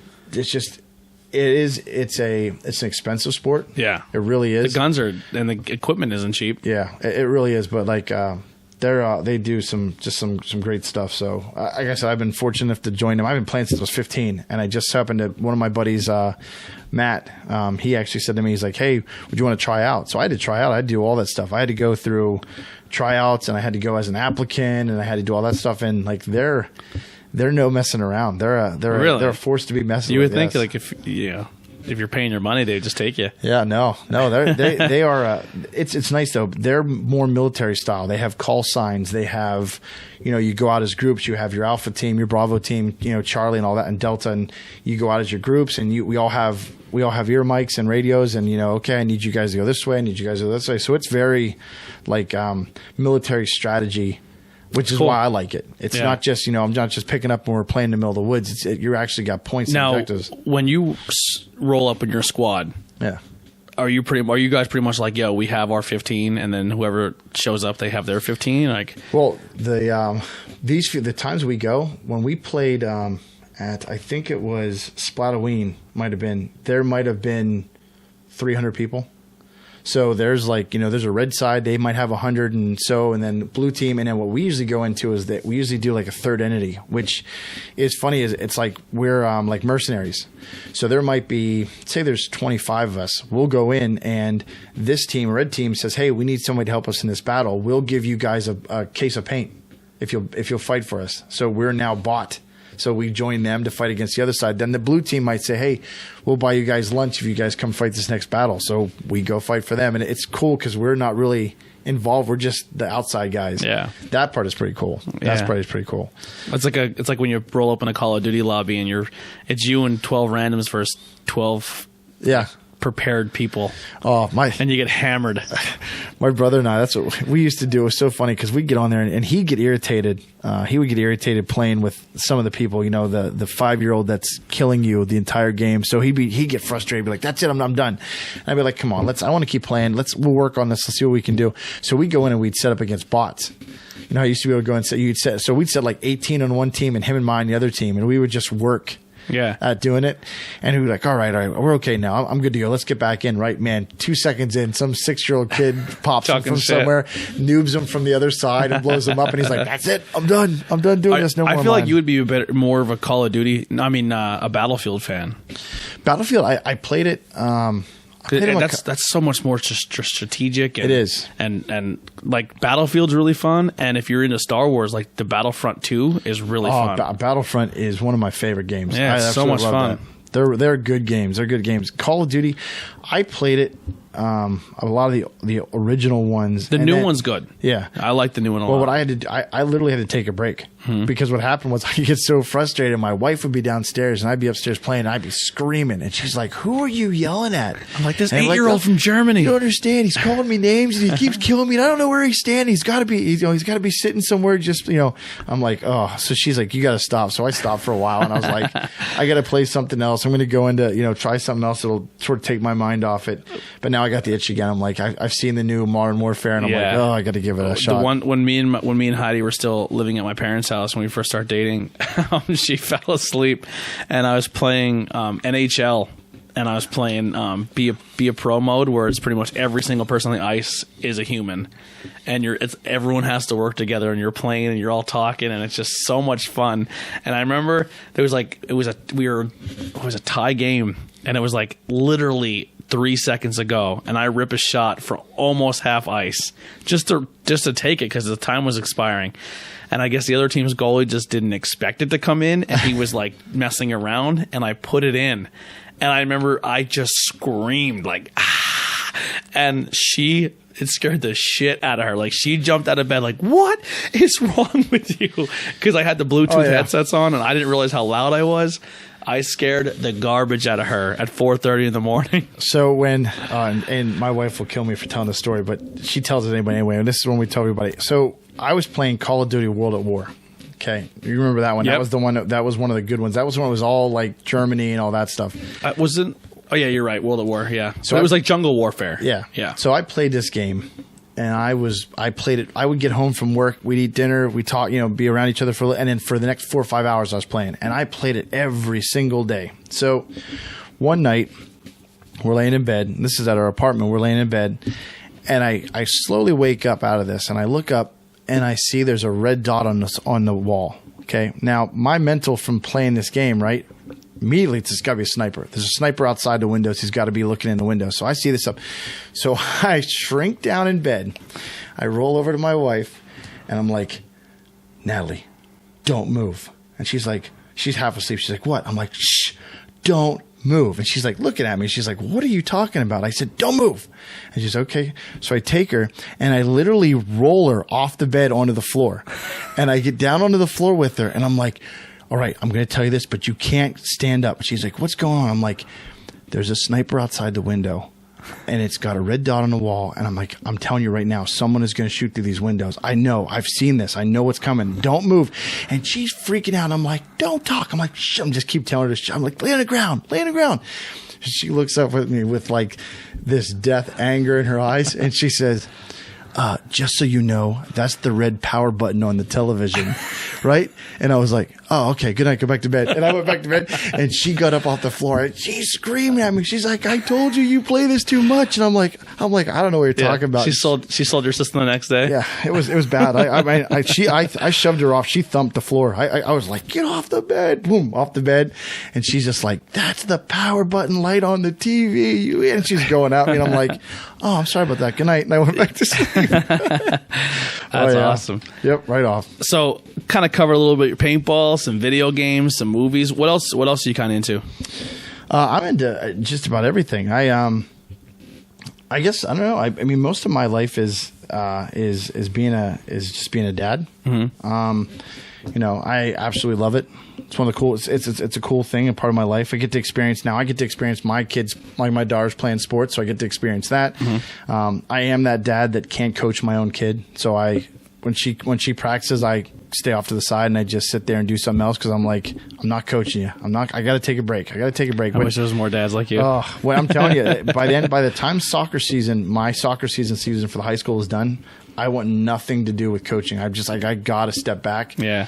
But she's a good kid. You know. Now, with having kids and being so involved with like pop culture and stuff, have you ever like, hey, like you should check out this old movie like that I watched when I was a kid? Like, to me, that would be like, I had a brother that's 11 years younger than me, so I always will be like, hey man, like you're like, it's not so much passing something down, but you really are like, when someone never seen Star Wars for the first time, or someone's never seen, like for me, like the Goodfellas, right? And you're like, all right, you need to watch this movie. My 2-year-old daughter, her favorite movie is Jurassic World. Okay. She will come up to me and she will say, Daddy, time to watch Die Die. And I'm like, okay. And we will sit there and she will watch it. And at the end of it, she'll be like, watch again. And we'll watch it all over again. So that, like, she loves Jurassic World. What was the newest one? Fallen Kingdom. I didn't see that one yet. So it's just a side note from what we're talking about. So I have a friend, Jess. Her and I grew up in Orgersburg together. We have seen every single Jurassic Park movie since the original in the theater. We've seen everyone in the theater together. Really? That's like our thing. We get together every time a new one comes out. We've gone to the theater and we've seen it in theater. So we've seen every single one. So she's like, we see one coming out. I'm like, better set the date. We're going to see it. So imagine that a guy and a girl are just actually friends. Yeah, imagine that. Well, there used to be a time when you could actually have. Like when I grew up, I had one guy friend, and the rest of our crew was all girl. Like we had friends, and we did everything together. But it was, you know, and the thing is, like her husband Sean is awesome. He's a great guy, and so the same with Natalie. And they're like, hey, I'm like, hey, just so you know, Jess and I are going to Jurassic Park movie going out. We're going to see it. All right, see you later. They know we're just like, we are, you know, practically brother and sister, and that's our thing. Yeah. But I'm very fortunate that Heidi feels the same way too, that you can have friends that are the opposite sex and there's nothing going on. You know what? It's a different age. It's a different day and age. Yeah. Like when we were in school, when we were in high school and stuff, like that. There was times I would go, like Natalie would come with me and my guy friends, and we would just all hang out. There was times, hey, she had friends. If you trust them enough, you shouldn't have to worry about anything. Yeah. Like I said. But no, back to what you were saying about, like I've passed out on Reagan. She's watched a couple of the Star Wars movies with me. She likes them. I can't get her into can't get her to watch Aliens yet because she's not. I don't think she could handle that. But yeah, she watches some of the stuff. I took her to see. We went and saw the new Lion King. How was that? I didn't see it yet. Phenomenal. Yeah, it was a great movie. But that's like our thing, like Disney movies. Like her Disney Plus is the way to be now. Disney Plus is incredible. That is the best money I have spent in a long time. First off, The Mandalorian is a great show right now. That's how Star Wars television program could be if they want to stop making movies and they want to go forward with making some TV series. But now, are you a fan of the way they're doing it, where they release it every week, or are you a fan of here's the whole season, binge watch it? Stranger Things, I'm here for binge watching. For Mandalorian, I like week by week. When Stranger Things comes out on Netflix, I watch them straight through. So this is just a theory. I'm not trying to change anyone's perspective, but for me, when I watch something and I binge watch it, I feel like I lose details. Because so the best way to describe it is like, say if me and you are watching a show and it's a weekly episodic thing. Right. We watch it like on a Tuesday, and then we talk on Wednesday about what we watched, and you're like, holy shit, I didn't even think of that. Like there's conversation, you're pulling more out of it. Now you binge watch 13 episodes, and then you guys go and talk about it, and you're like, yo, like you're each getting different parts, because I feel like once you're just putting too much information in your brain at once. Yeah. And I think binge watching, I understand why people do it, but I think it could ruin an experience. Yeah.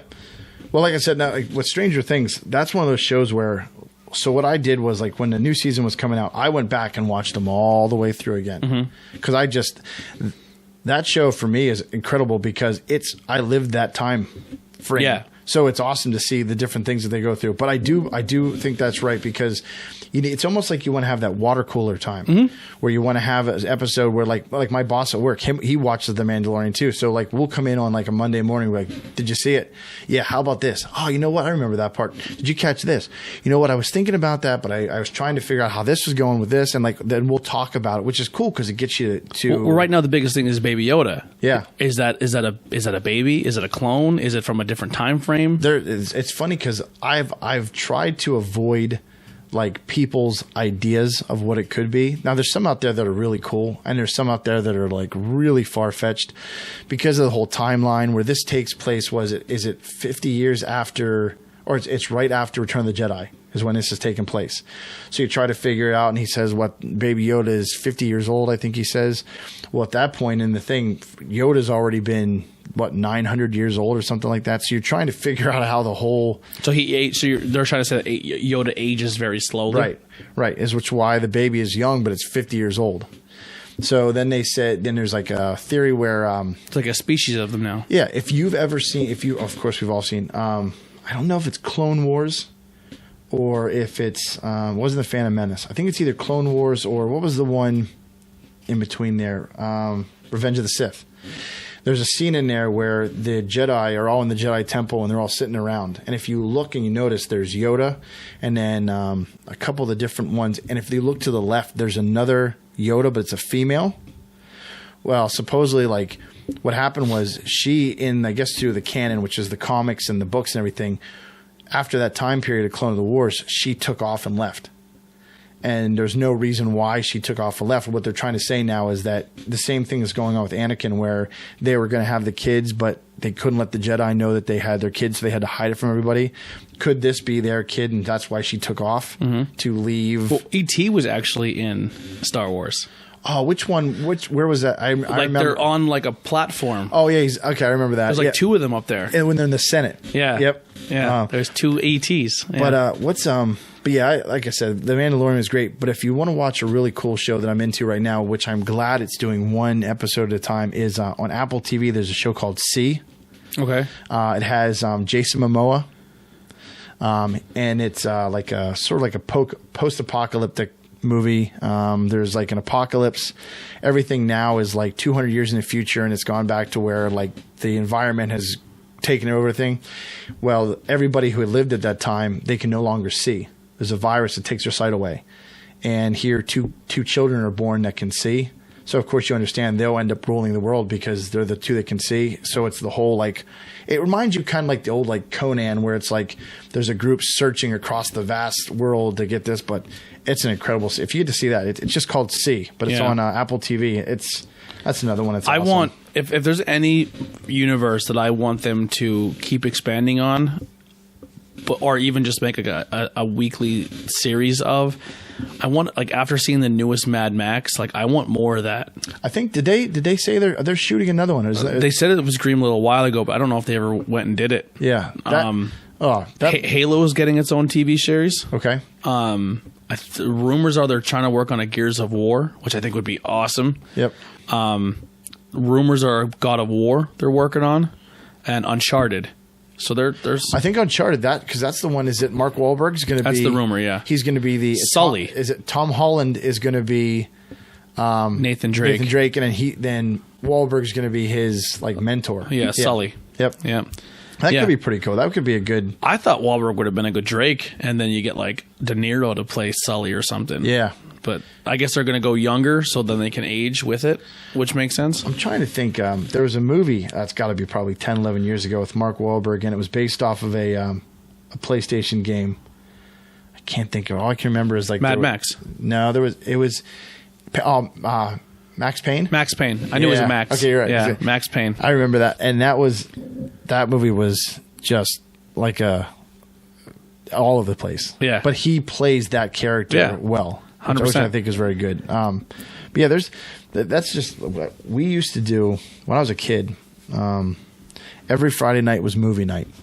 So what we do is my dad would get home from work. We go to up the street from us. There used to be just a little mom and pop store that was like before Blockbuster, like a little video store, and they'd have like 3 VHS tapes of all the new movies. And we'd go in, we'd get a sub and pizza, and we'd get a movie, and we'd go home. We'd all sit, we would watch a movie together. So it's funny because like my wife's all the time, she's like, "How did you see this?" I said, "Well, you got to understand, every Friday night from when I was probably 5 years old till I was driving and could go do something else on my own on a Friday night, we watched a movie every single night. That was our." Do you instill that now with your family? Like we should have a movie night every weekend? Yeah, we do. We like to we'll sit down for some stuff. What I try to do is like when something comes out that the girls want to watch, and then what I'll do is I know if they'll watch it, I don't mind sitting in. Like I like right now I like Disney, what they're doing with the live animation stuff. Yeah. So like we've seen a bunch of them. Like we saw the Jungle Book, and we saw. Did you see Lady and the Tramp yet? I did not. It's pretty good. Is it pretty good? Yeah. It looks really good. I grew up. I can remember watching that on VHS till I literally wore the VHS tape out. Like that was the best. My favorite. If I had to go, my 2 favorite Disney movies, it would be the Jungle Book is my number 1. And I loved Oliver and Company. Oh, yeah. I would dance to that all day long. And then I realized growing up that, like, it's Billy Joel. And I was like, oh, that's why I liked it. Like, the voice. Yeah. Oh, yeah. And that's cool. Like I said, that's not to push Disney Plus, but, like, they have the vaults open. So that you can watch all kinds of movies. I mean, what was I looking up the other day? Something I was looking up. Next thing I know, like Swiss Family Robinson and Old Yeller and all those, the ones that I grew up with, Apple Dumpling Gang, all that stuff. Like those movies were all Bedknobs and Broomsticks. Yeah, I'm like, there Mary they Poppins, are. Yep. How about Gargoyles animated's on there? Oh, what's it? Darkwing Duck, the X-Men animated series. Yep. My big ones I can remember watching. Simpsons. What, like all 30 seasons? I think, except one episode. The Michael Jackson episode, which I think is ridiculous. Yeah, like, come on, like that's the PC culture. There's rumors that this is like they're going to end Simpsons. Oh, really? They're gonna pull the plug. How about I have like to watch the videos about how the Simpsons predicts the future. Do you ever watch them on YouTube? Like all that, and you just think to yourself like, how? Like it actually, it's mind boggling. Like because they are so correct. Yeah. That's a little creepy to me. But time travel. What if you go like what I did was when I first got the Plus, I was on there looking to see how good and like how detailed really. I mean, what movies? So they have Darkwing Duck, which I watched. They have it's called. They have the Chippendale Rescue Rangers. They have I think it's called is it Spintails, Skytails, DuckTales. They have DuckTales, and then they have the one that was the Jungle Book. Tailspin on there. And as soon as I saw them, and then I looked, and they had the gummy bears. Okay. And I'm like, holy crap. That was the one. Remember, they drink like the juice, and they could bounce. Oh, yeah. Yeah. Those were like my cartoon era. And I was like, this is incredible. And they have an old Spider-Woman cartoon that I've never even seen before from like the 60s. Do they really? Yeah. It's awesome. It's so cool. Like that's what I'll do. Like sometimes Reagan and I will be on YouTube and I'll go on and I'll play the intros, and she'll like look at me like, what is this? It's a cool show on Netflix too that's going on right now. There's 2 of them. It's a toy one and then it's a movie one, and it's like the things we grew up on, like the toys we grew up on or the movies we grew up on, and it's a whole like documentary. Like every episode's a different one, but like the first episode for the toys one is all the old wrestling toys. Oh yeah, and they do the whole history of the wrestling business toys, and then it goes into the Ninja Turtles. Yep. Like I was a huge Ninja Turtles kid. Well, that's what. So there's a guy that has a show on. I think it was on Travel Channel. I'm not sure what's on now. It was called The Toy Hunter. And he literally drives around to like people's houses and goes through their boxes of toys and swap meets, and he gets these toys and finds them, and then he sells them to clients that are looking to get stuff from their childhood. And so I was doing all this stuff. Well, there's a place down outside of York, I think it is, and they specialize in Masters of the Universe. And this store has like stockpiled like all these figures. Like they might probably have, I don't know, 100 He-Mans, 100 Skeletors, 100 She-Ra. They just did a whole WWE line where they did up Masters of the Universe. He was going to say, he just had those. I noticed, like I said, now I'm not a stalker, but I do like subscribe to pretty much everything. And that's how I follow. Like when you're talking about the bands, I follow all the bands through it. So that's how my buddy Matt and I, we grew up. He is I have to get you hooked up with him, but he's a wrestling fan since we were little kids, and I can still remember being in his house and using the thumb wrestlers. Yeah, do you remember they had Hulk Hogan and they had all those guys in there with thumb? But like that was our thing, man. Every pay-per-view, it was always wings in his house. Yep. And we'd sit there and we go through, and you could ask him, hey, do you remember this match in 1985, and he'd say, oh, that's when so-and-so fought so-and-so, but that didn't happen because this came into effect. But the reason this happens is because 2 weeks later this, and I'm like, dude, you're blowing my mind. Just let it go. And it's awesome because like that's how he, like I said, I see you guys post, and that's how got to put him on the tornado tag and tell him to listen. And we have to. Yeah. I'm gonna have to. But. How did you come across our podcast? Actually, so we're playing volleyball with Heidi, and then I don't know if she had it tagged in one of her posts. I was like, wow, what's this? So I'm like, I checked on it, and that's why I started following. I started watching. I'm like, dude, this is all the stuff that I deal with on a daily basis. Like, this is great. And then like I checked out the different podcasts, and then like anytime there's anything on there, because you guys cover everything. You have just about Instagram and the whole 9 yards, so you can follow it on every different social media, which is awesome. But I just saw it on that, and then I saw at one point you were saying, hey, we're looking for people, and I saw everyday people, and I'm like, well, I'm an everyday person. I can do this. And I don't hate when people go, I'd love to be on your show, but I'm not an everyday person. Like, okay, George Clooney, relax. Right. You know what I mean? Well, I was fortunate. So with the podcast, so I got hooked up with a group. It's called The Perfect Organism. It's a podcast, and it's actually an Alien exclusive, more or less with like the movie Alien or actual aliens. Alien. Okay. And then they have another one. It's actually Building Better Worlds, which is the slogan of Weyland-Yutani. They have that one, and it kind of delves into everything. But they did podcasts, so somewhere along the line, I checked in on one of their things, and they said, hey, would you want to come on? And I ended up being like, they would do roundtables, and I would get on it, and I absolutely loved it.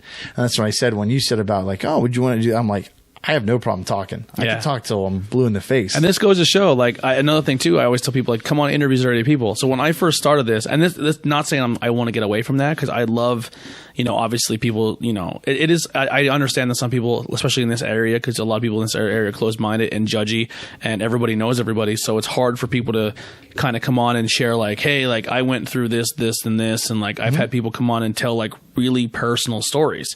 And that was not the main idea, but that was one of the angles I was going for. And then I was like, hey man, I would never go to someone and be like, hey, can you come on and tell your most personal stuff? Like, so I was like, if someone approaches me, then we'll do it. But then I was like, all right, well, how can I keep interviews going if people aren't, if they don't want to do that? So I was like, oh, let me have some bands on. Let me do local business. So then, like, you're a great example for people that we can just come on and shoot the shit about anything. You know what I mean? Like, it could be video games, movies, just talking, just everyday stuff, Well, that's the thing. Like, you have to, in my job, what I do, I deal with the public all the time.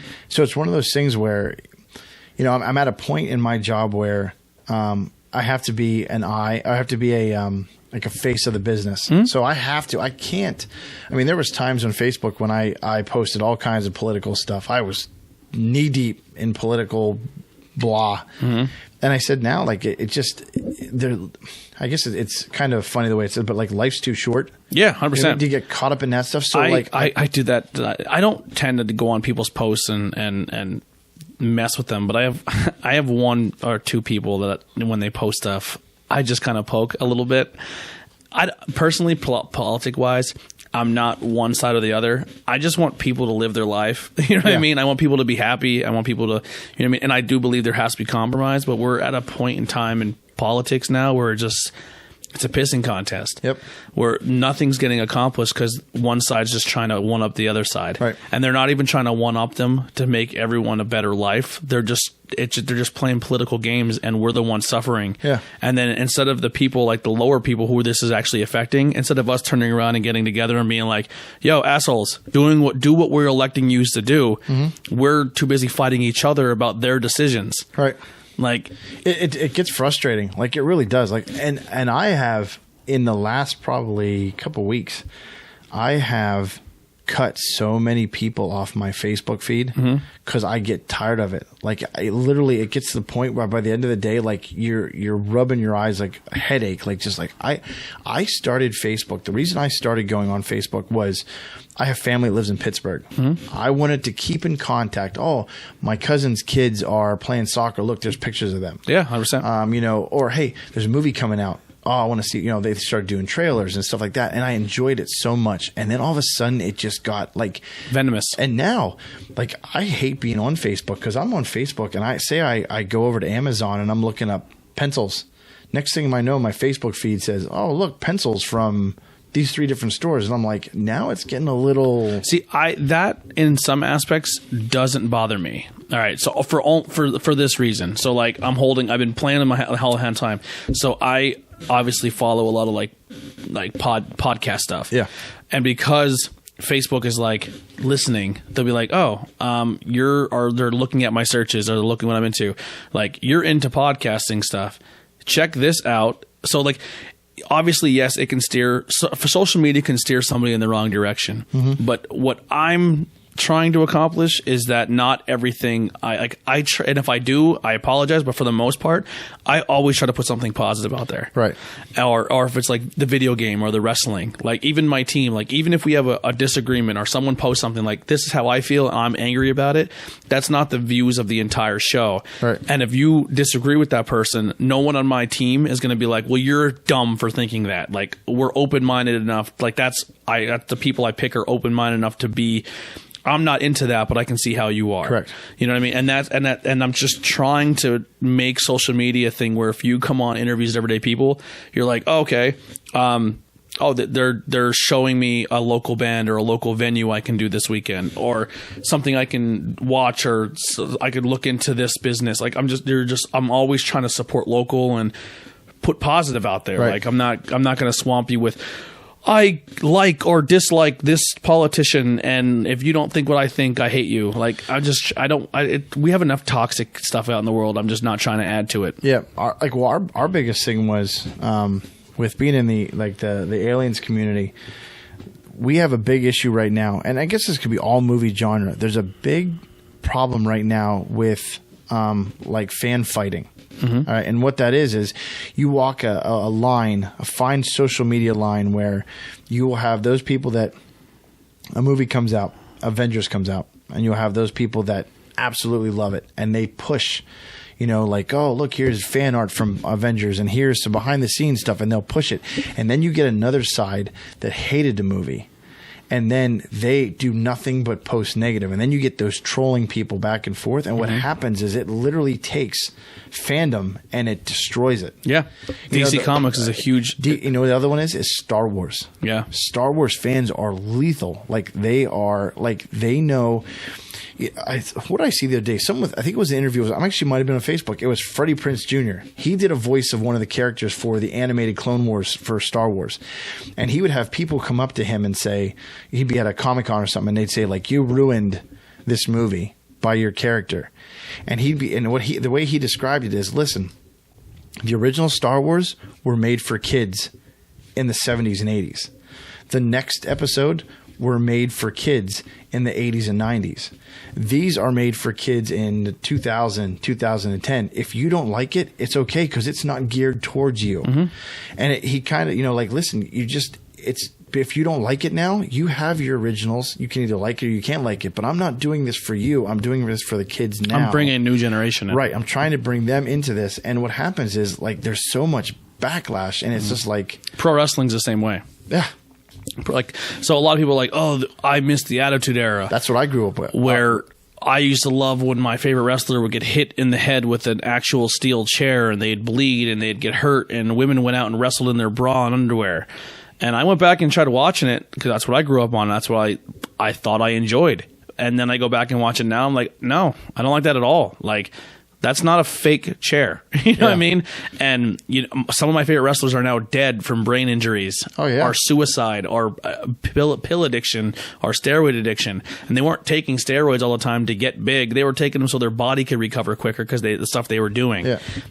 If I can go back and take away that and actually think of their safety, some wrestlers would probably still be alive. You know what I mean? I think you and I might have talked about it through a message. I think you and I talked about the one time we were talking about Owen Hart. Yeah. I can remember sitting watching that event, that pay-per-view, and I can remember all of a sudden it just went black. And then the next thing I know, they turned and they didn't even have it on the ring. They had it here, and then they just stopped the feed. And it was like, you didn't know what was going on. And then when you found out what happened, you're like, to me as a kid, I'm like, I enjoyed it because of the story driven. You know, and actually like the Attitude Era, and then when they had Raw's War and all that stuff, that was great because there was a lot of really good storytelling in that time. But I mean, the '80s were the best. Yeah, the late '80s, when you had some of those characters, was incredible. The way they did a lot of their storytelling in the ring. Yeah. Where the '90s was a lot of like, I slept with your wife, and you're gonna. It was Jerry Springer storylines. Yep. But the Owen Hart thing, what happened with that one is Owen was up on the scaffolding, and he was gonna lower down, and they were doing an interview with the Godfather. And during the interview with the Godfather, they start showing segments of Owen Hart, and people think that they showed Owen Hart coming down, but what they were showing was old footage of Owen being lowered from the ceiling. And then the interview was over, and they cut to like a promo of Owen kind of coming down and doing stuff, and then it cut right to JR. Yep. And JR was like, we had a situation happen here, and he broke what they call kayfabe. He's like, Owen fell from the ceiling. We're just checking on him, making sure everything's okay. We're gonna have a little bit of delay because at that time he had no one in his headset saying what to do, what to say. And it was all just improvised. Yeah. And then Jerry the King Lawler at that time has already gotten up, and he was one of the first ones to Owen. The story is he hit the turnbuckle, did like a flip, and landed on his back, and then tried to get up, and then just collapsed. And then shortly after, he just coded. Yeah. And Jerry Lawler went over there, and he pretty much came back knowing that it was not going to be good. And then JR's face on the camera was just like, shit. Yep. Yeah. And then Vince said the show must go on. They finished the pay-per-view.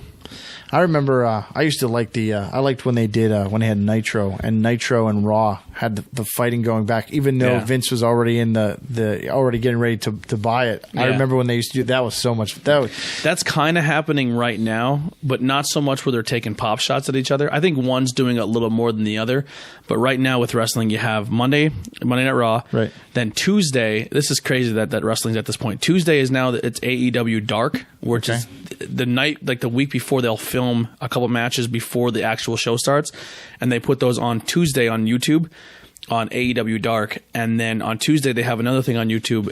They're bringing back NWA, the national the Southern Wrestling, and that's shot in a studio, like TV studio, and it's awesome. It's on YouTube. And then on Wednesdays you have AEW going head to head against NXT, which they're both amazing products. And then Thursday I believe is Impact. And then on Friday, you have SmackDown. And SmackDown's on Fox now, right? Yeah. Isn't it? Yeah, okay. Yeah, which is kind of stupid. Yeah. Yeah. Yeah. Because every time something goes to Fox, they try to make it like football. I would always get caught behind because, like I said, I'd watch Raw. Yeah. And then I never watched, because at that time it was just Raw. Mm-hmm. But like, I can remember it's funny seeing your t-shirt because I was a huge Steve Austin fan. So this one is actually Ace Austin. That's pretty cool. So Ace Austin is a guy who wrestled locally. I think he's originally from the Jersey area, but he wrestled a lot in Pennsylvania. And then he wrestled, I forget exactly where the arena was. It was a gym. And during the match, I actually interviewed his opponent that he wrestled that night. He's a really talented guy, Trajan Horn. And he's like, yo, during the match, like, he's like, yo, what if I jump off the backboard and you catch me? And then during, like, before the thing, he's like, I think I can make it to the ring from the backboard. And he goes, what do you mean? He goes, I'll frog splash you from the, and he's like, dude, that's a huge jump. He goes, I can make it. And he's like, try it. And then before the thing won, he climbed up and did like a frog splash. He jumped over the crowd, like he jumped over the crowd seats, off the hoop, over the crowd into the ring. And he landed it, and they're like, I guess that's what we're doing tonight. That's awesome. So he did it, and people videotaped it, and then Impact Wrestling contacted him like, yo, like, you want a job? So he's like, yeah. So he got hired. He wrestled in Reading for this company called Outbreak. And then a couple weeks later, he was signed by Impact. And then a couple months later after that, within less than a year, he's their X Division champion. He has a story. He had a storyline going where he was banging this other dude's wife. So his shirt, so the shirt says Ace Austin 316 on the back. It says I just banged your wife.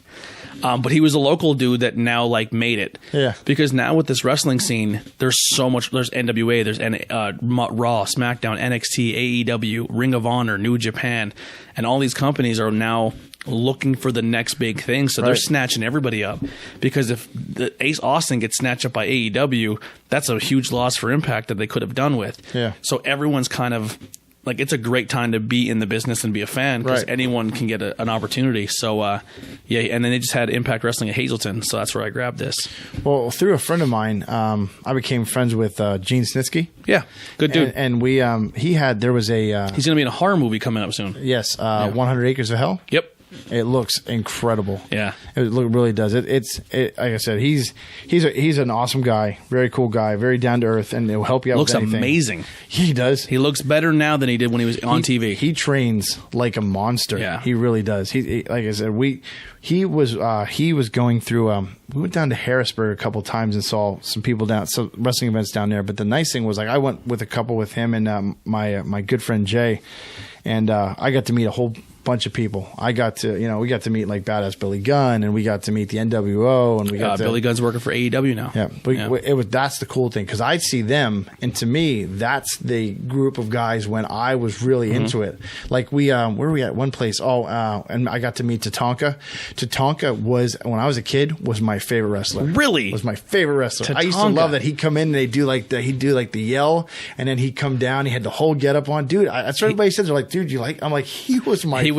He was like Hulk Hogan too, because he would Hulk up in the middle of the match, and you'd hit him, and he would just he did like the Indian dance around that. Yeah, it was great. He was my favorite. He was one of my favorite guys. I'm a big gimmick guy. I love gimmicks.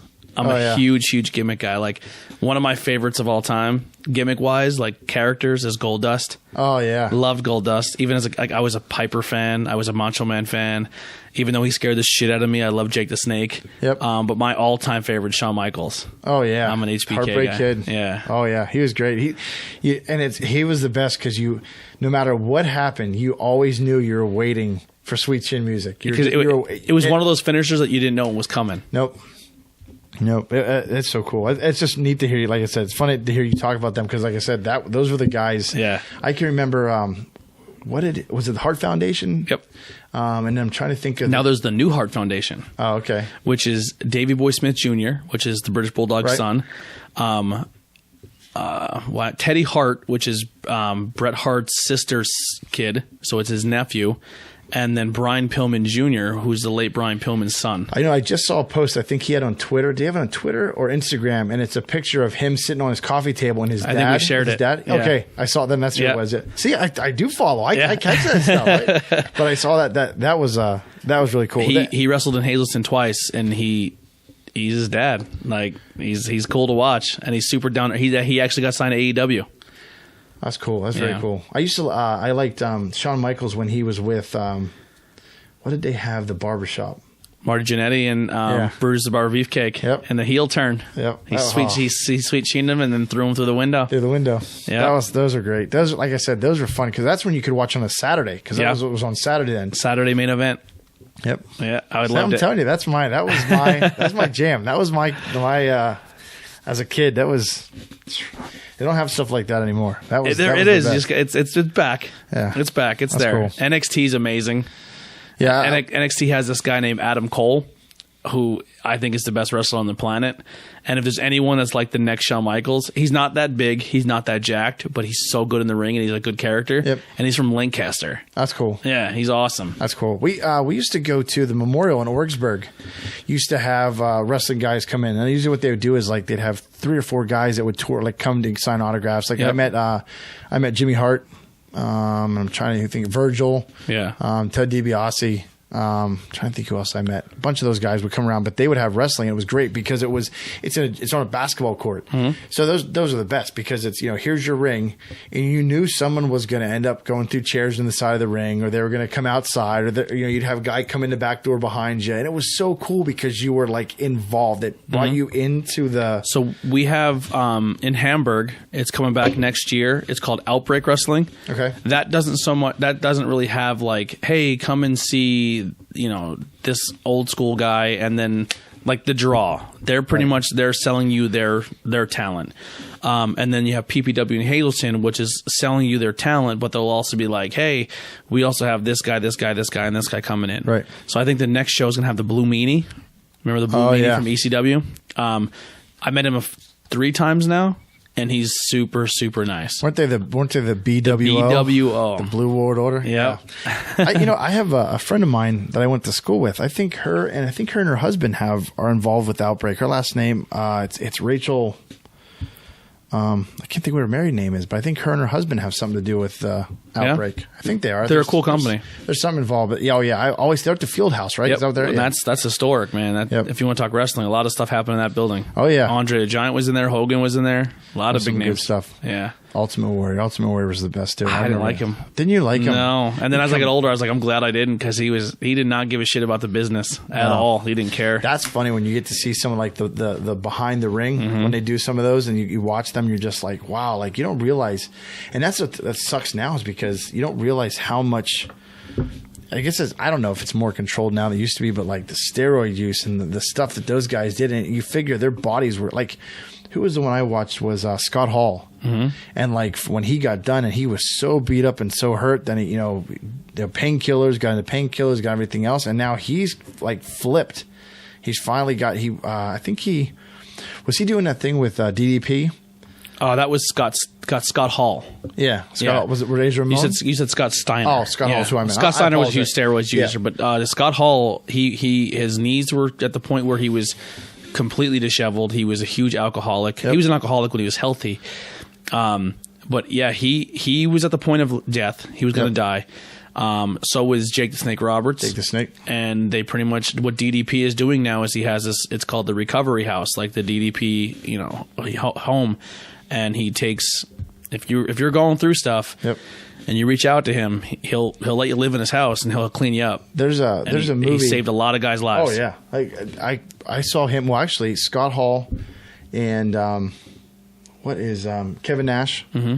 I'm trying to think who else was there. And then Eric Bischoff. I think they were at one of the events we went to. And no matter how old these guys are, when you see them, you're just like, dude, like I remember who that. Like I know who that is, and you immediately go back to that point. Yeah. Oh. And then they come down. It's the same music all the time. Yeah. The only other thing that I can remember between that is I loved the glass break at the beginning when Austin would come in. Yeah. Because when that happened, you knew shit was about to hit the fan, and you were waiting for what was going to happen. But there's a movie out. It's called The Peanut Butter Falcon, and it's Shia LaBeouf. That's how you say it. I thought you were going to say Beyond the Mat at first. No, it's called. It's him, and he gets hooked up with a kid with Down syndrome that wants to be a wrestler, and they travel. Oh, it's newer. They're traveling to like South Carolina to meet this guy that's a former pro wrestler. Well, Jake the Snake's in it. He's his one buddy, and it's so funny to see him because as soon as I saw him, I knew exactly who he was. If you want to hear a really good podcast, Joe Rogan had Jake the Snake on. I listened to it, and there was 1 or 2 points in it where I cried. I got emotional because growing up, man, that's the closest to a human superhero I've ever seen. Yeah, was pro wrestling. Those guys were larger than life. You know what I mean? And then just hearing how people were just like how you have those fans that just don't really care about their well-being because they just kind of see them as big puppets. Exactly. And then they go through troubles and heartbreak, and they become drug addicts, and they never see their family, and their family life is destroyed, and then here you are as a fan you see how fat he got now, and you're like, yo, that's fucked up. The movie The Wrestler, you know what I mean? Make your work. Yeah, and it's just these people literally sacrifice their bodies for you. Yep. And then they're not in the limelight anymore, and you're so quick as human beings just to be like, you suck now. Well, I think it's a culture thing. It sucks. It's because terrible. There's no support.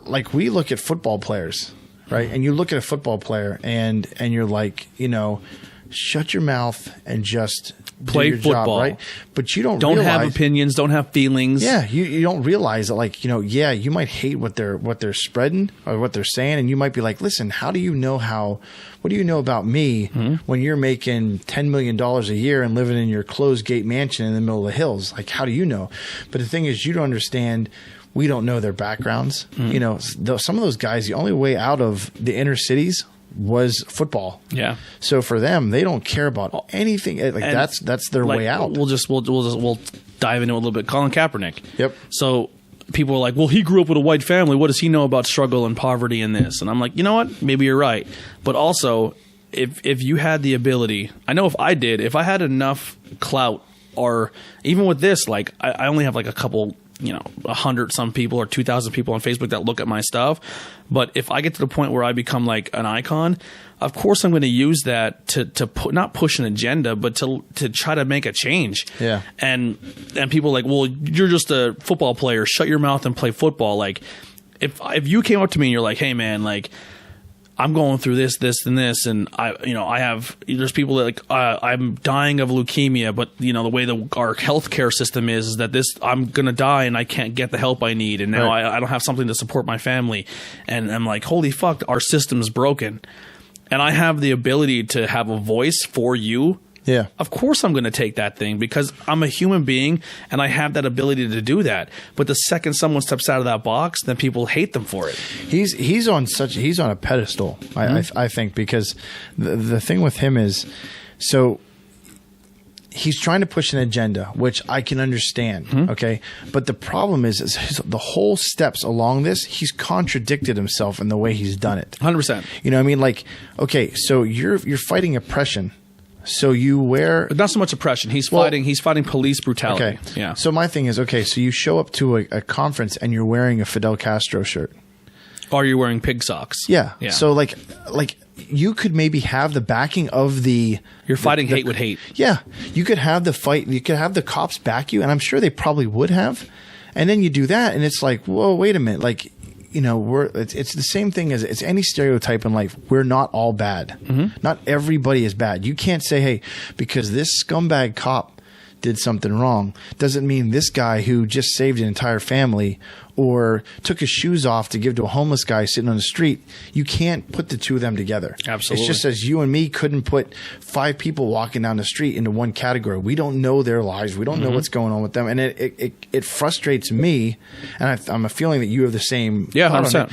Like, dude, just everybody take 10 seconds, breathe in, and just relax. Yeah, I disagree with some of the steps he did to go about it, but to sit there and say, as most people are saying, is like he's just an asshole. Like, no, that there's a legit issue with people of different races and colors being treated differently. Correct. That is a thing. Yes.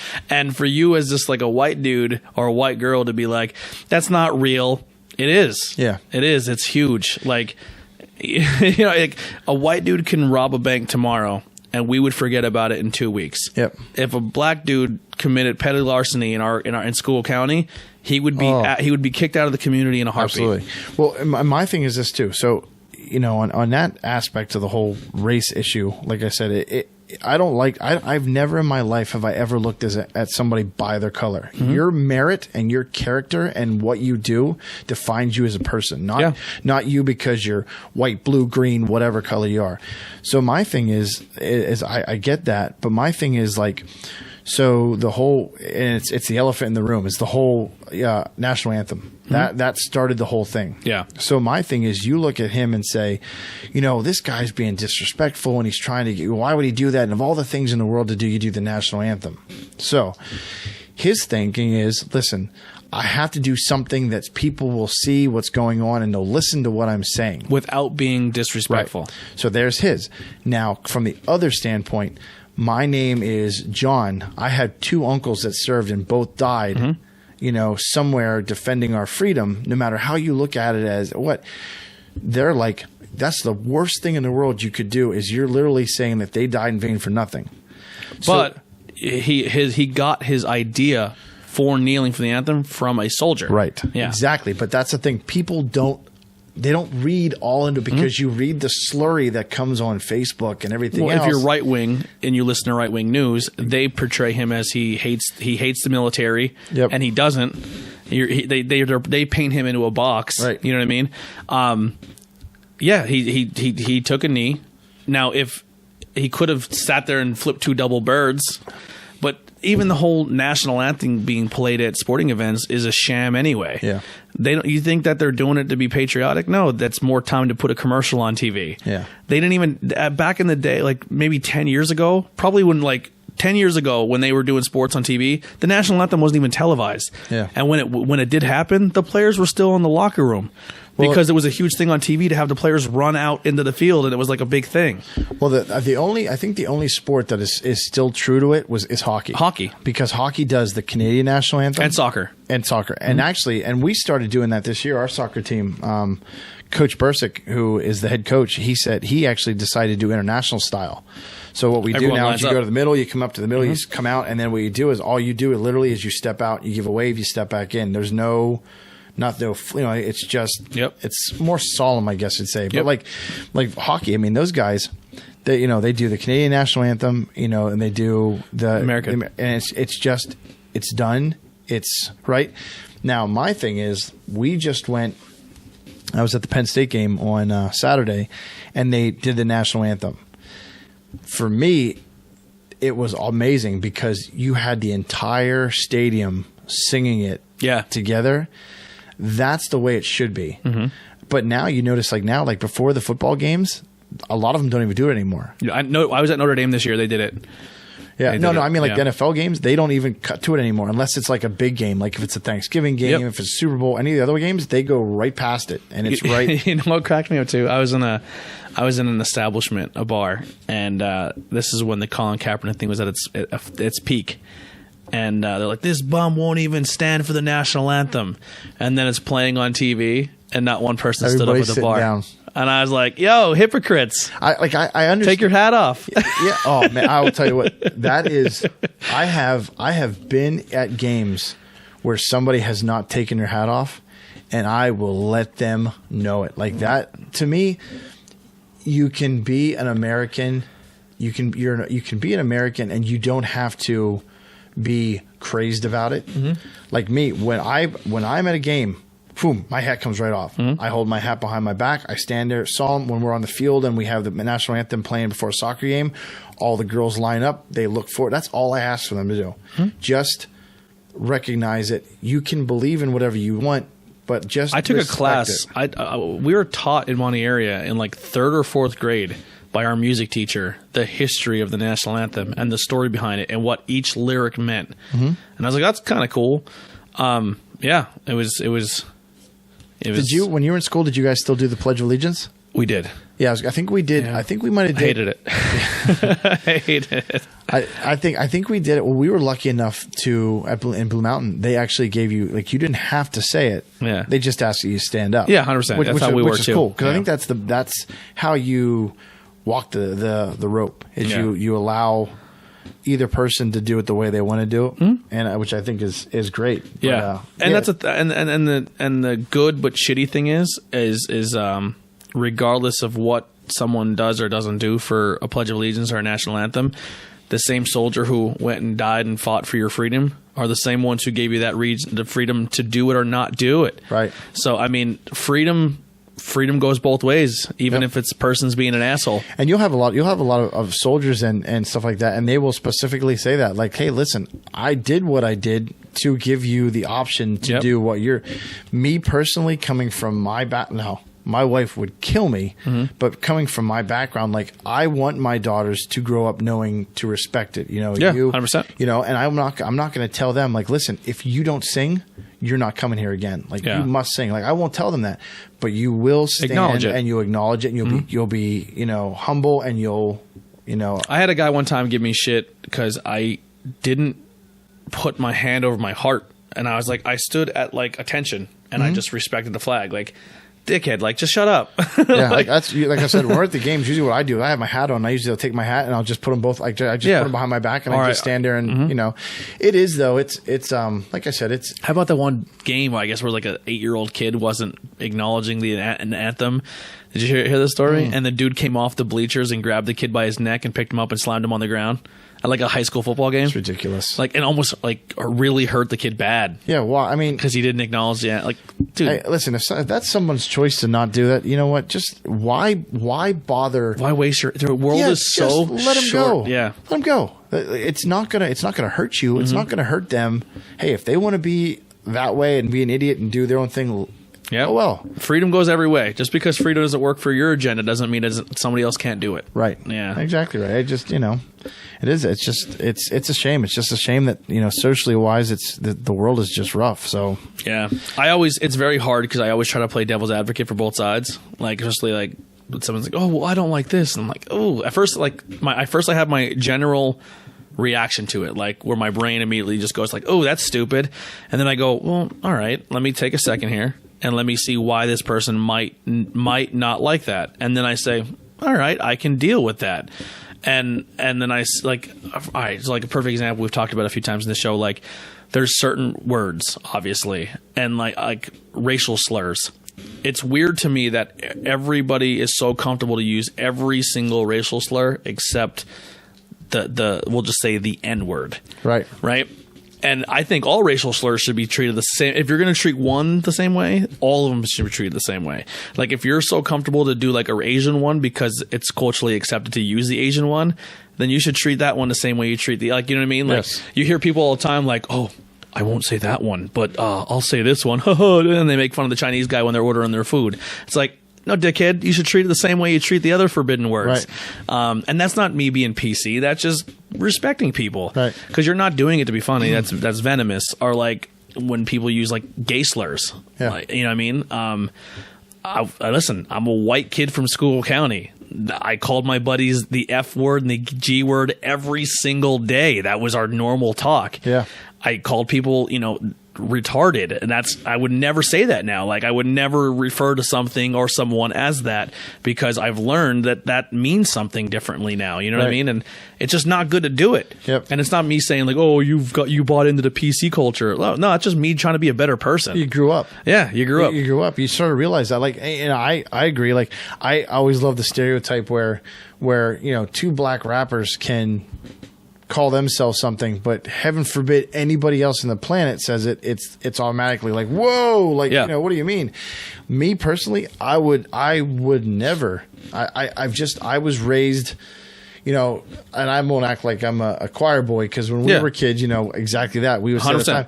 And then when I grew up and I got to high school, when I was out in the public and doing stuff like learning that, other people's cultures, and I met a person with Down syndrome, and you're like, oh man, like I didn't, you don't realize that because you don't see them for the person they are. You're just like, oh, I'm just winging the word left and right. It's like using when people would say, oh, that's retarded or oh, that's gay. You're taking a word that describes a real person and making them synonymous for something lesser than what they are as a human. Yep. So you're saying, instead of saying like, oh, I don't like that, or that is stupid, or that is something I don't enjoy, you're literally saying, oh, that's John. Yeah. You know what I mean? Oh, why are you referring to, because he's dumb. You know what I mean? No, it's terrible. That's a terrible analogy. It's funny. Like, I know, and there's a lot of like, the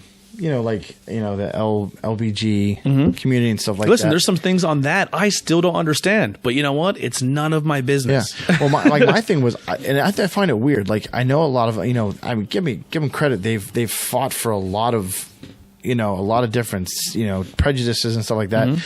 I knew kids when I was in high school that were gay.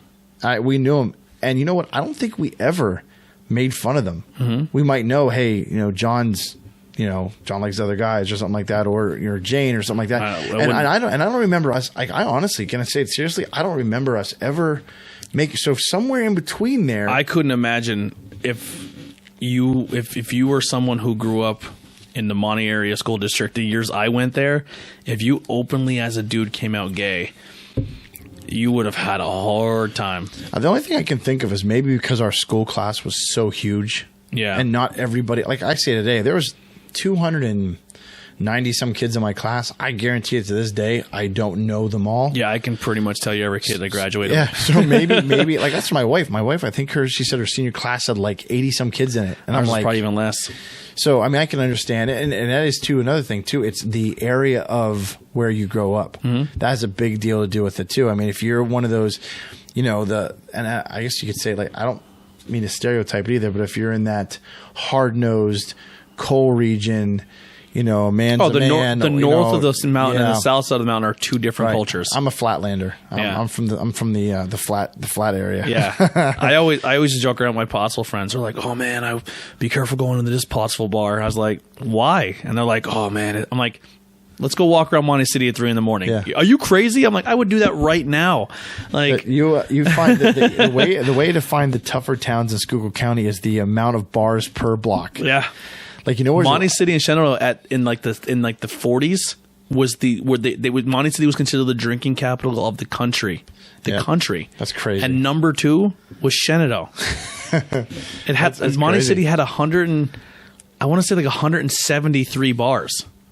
I can remember I helped with the band. I helped set up the equipment and stuff during the football games. I didn't play football, but I went along and helped them do all the stuff. I can remember going to Shenandoah, and we would leave the school, and they would tell us to put our jackets up over top of the windows because they're chucking rocks and eggs at the buses. I can remember that clear as day. Yeah, I used to tell these people this, like, we were talking about at work, and they're like, "Oh, I grew up in Pottsville." I'm like, "Yeah, who was your school rival?" And they're like, "Oh, I don't know, like Pottsville would be like Reading."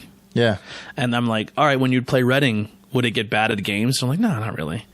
And I was like, when I grew up, like from Pee-wees to JV, all showed up in their football jerseys for each town. Yeah. And there would be fights around the entire track. Like Monty area in high school, Monty City and Shenandoah, when they redesigned their stadium, their field, there used to be a plot of grass in the back of each end zones that were like okay for people to hang out and walk around. Yeah. And they made it so when they put the tracks on, you couldn't walk. Like, the way Monty area was, you used to be able to walk the track, and the track was divided by the football field. So the track was where you walked, and then the football field is like a different area, and then it had a walking path even around the track, and there was fights on every section of the field. Like there was blind spots, and those blind spots were like, if you're from Shenandoah and I'm from Monty area, and you walk to that blind spot, we're kicking the shit out of you. Right. And then like after the game was over, we fought at this spot and there would just be fights the whole entire game. Yeah. And they weren't even watching the game. They were just looking for people to fight the whole time. And I remember, like, I was 8 years old fighting kids from Shenandoah just because it was like gang warfare. And they're like, no, it wasn't. I'm like, I swear, like, they used to have to take different bus routes because your bus would get rocks and cinder blocks and eggs thrown at it. I can remember, yeah. See, we were real tough on the lower side of the county. See, when Blue Mountain and Haven would play in soccer, we hated each other. Yeah. That was the game. And we were so rough that what we would do is when one team would beat the other, we would go around and just pull their name signs off their house. We were bad. Yeah. Okay. I mean, now I know that sounds really criminal, but it was bad. We would go by, and if your house said like Masham Mike, we were ripping it down. We were bad. We tear up that $5 piece of paper on the front of your house, but that was putting the foot down there and letting you know, like, hey, this is our turf. I remember when I was in high school and I was on the. I wouldn't say I played football, but I was on the football team. I was the kicker. Soccer background kicker. It worked out. So I was the cool kicker before Pat McAfee made it a thing. I was for the brand for a long time. Pat McAfee, the pride of Plum. Yeah, I love special teams because every punter and kicker probably grew up playing soccer their whole life. They used to go. I remember there was a time where they went to Marion and they stole like the Welcome to Marion sign, tore it down, and then hung it off Bear Pride to be like, we have your shit. They went to Shenandoah and ripped down like the Welcome to Spartan or Welcome to Shenandoah Valley like paper collage all the cheerleaders made, and they ripped that down, and they all got caught and got like suspended for ripping a paper sign down. So Blue Mountain and Haven, when they played in football, like I said, we were real tough. We used to do Blue Mountain and Haven would be like, if you had a little more money and you went to Haven and you wanted to play for the better team, you just jumped ship and went over to Blue. Yeah. All of a sudden, you lived in Blue Mountain territory. That was Marion, where you just like all the kids were like, oh, I'm going to go to Marion, I'll get a better education, and I'll be on a good football team. Yeah. And Marion was like Notre Dame was like recruiting all the kids. Well, they used to get into they'd have signs on either side of the field, and forever, Blue Mountains always said, I'd rather be a Blue Mountain. I'd rather be, how did it say? Oh, it was Havens. I'd rather be a happy hurricane than a Blue Mountain. That was their sign, right? And if they would lose, Blue Mountain would charge the field and take the sign and rip the sign, right? I watched my mother-in-law jump the fence and chase a girl down that had stole the Haven flag.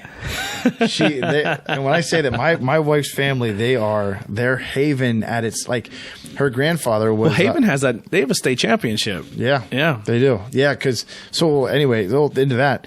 Now, my wife Natalie, her grandfather used to be the voice of the Hurricanes. Donnie Houck, he was forever was the announcer, and Blue Mountain had.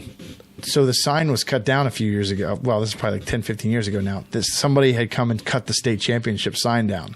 Okay. So this is a big scuttle in Haven. Like, this was like, this is like the apocalypse just happened. Town. Yeah. So they cut this down.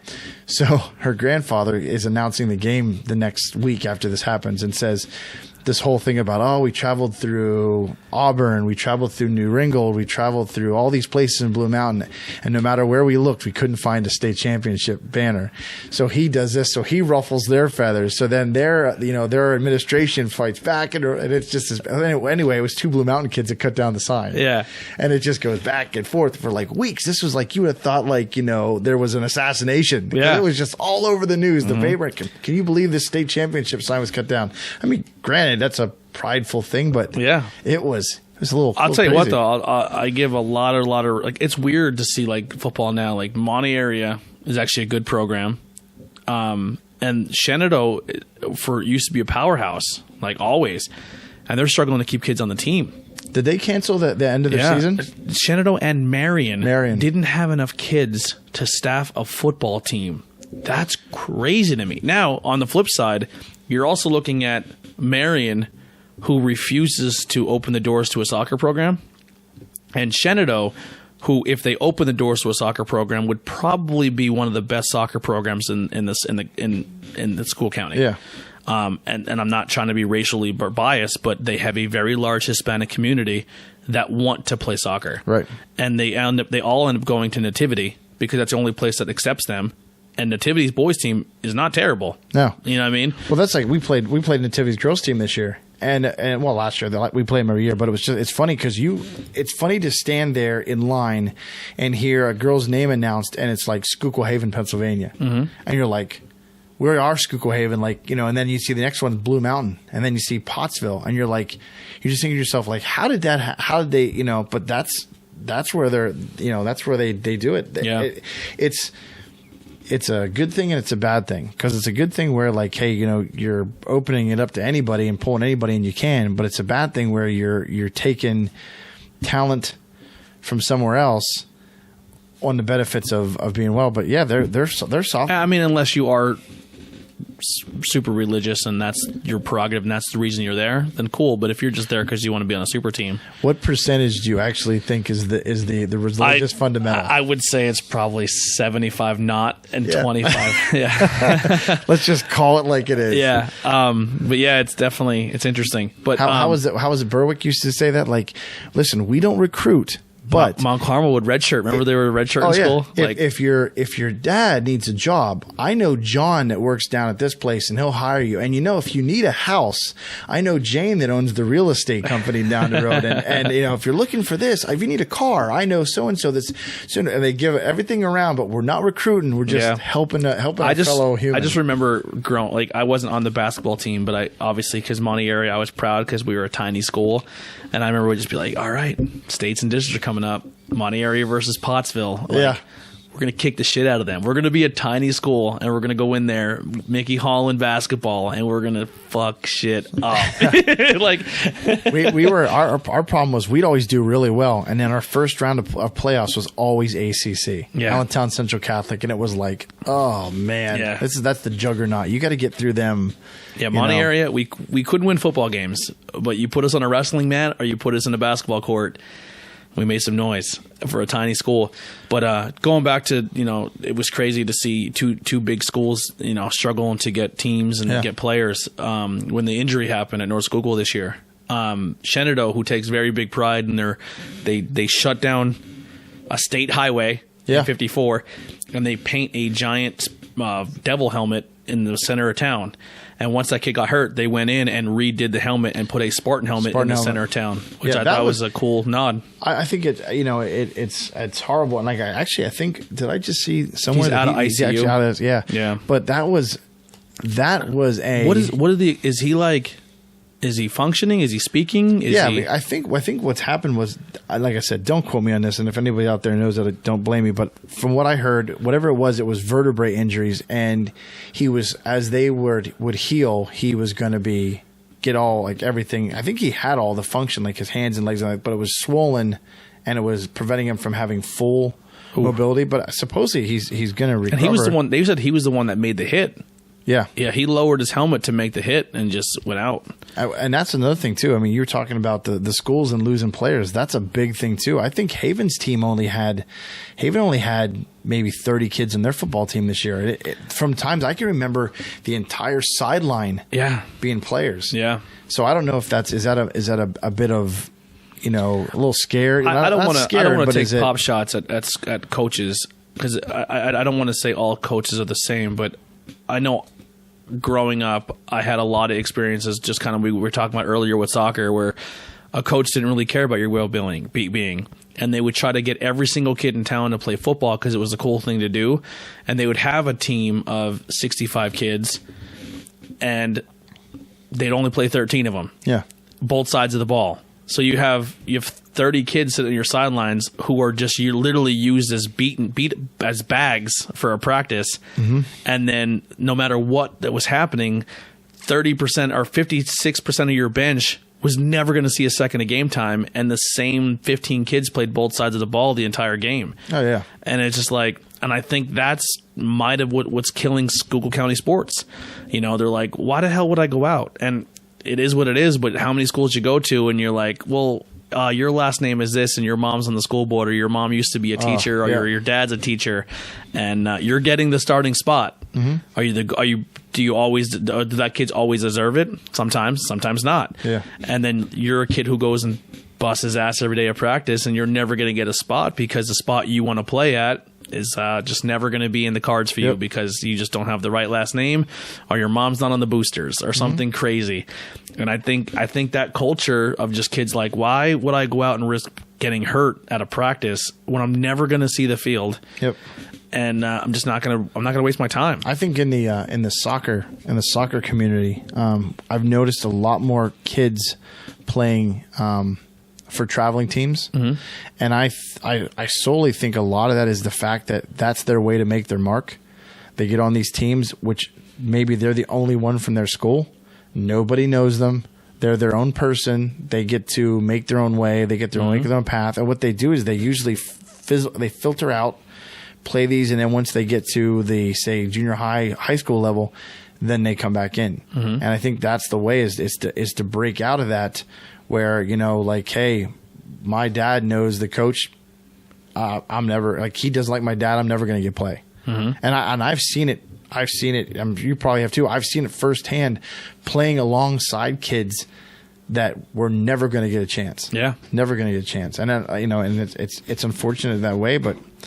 Like I said, I was lucky enough, like I said, when I was growing up, my dad was just like, hey, listen, you make your own way. If you go out there and you do your own thing. Not everybody wants to be in the goal either. No. I want to score all the goals. Yeah. I was like, put me on defense. Yeah. Like, I loved playing defense. I've done, like I said, for the amount of damage that I think about it now, and those mornings that I get up and I have to, like, Frankenstein out of bed and swing my legs out and then kind of go forward, and the knees crack and the ankles crack and stuff. And I'm like, I was like, yeah, glad I was a goalie. Yeah. Glad I took that torture then. Cause I played this kid in Tamaqua, and I think his name was Gonzaga or Gonzalez. He was a huge Hispanic kid, man. And he kicked me. He was like, to me, he seemed like he was 7 foot tall, 250 pounds. But I was also 5'2", $130 most of my life. And he kicked me and snapped my shin guard in half. Like, ooh. And I just remember he did it, and I never even hit the floor. I just got up and just started pushing him. Like, I was a psycho. Like, I was a bruiser, man. it's a whole different ball game in sports now than it was when we were there, because I can remember there's times I can remember in summer we'd have summer camp practices for soccer, and you could not leave your guard down. Like, you knew if you didn't push 100%, that person behind you was going to step up and they were going to take your spot. Mm-hmm. I can remember practices running so hard that I'd go over and peel off to the side of the thing and throw up. Yeah. Cause you pushed yourself to the point, like you would, and I tell the girls now, like, I'm like, listen, I will never ever say anything if you come off the field and you're like, Coach, I have nothing left. If you give everything you have to the point you literally have to be dragged off. I had a player this past year, Angie, and last year, we make fun of her all the time because last year she'd play a game, and 5 minutes into the game, she'd be putting her hands up. Coach, I need a break. She just would not last.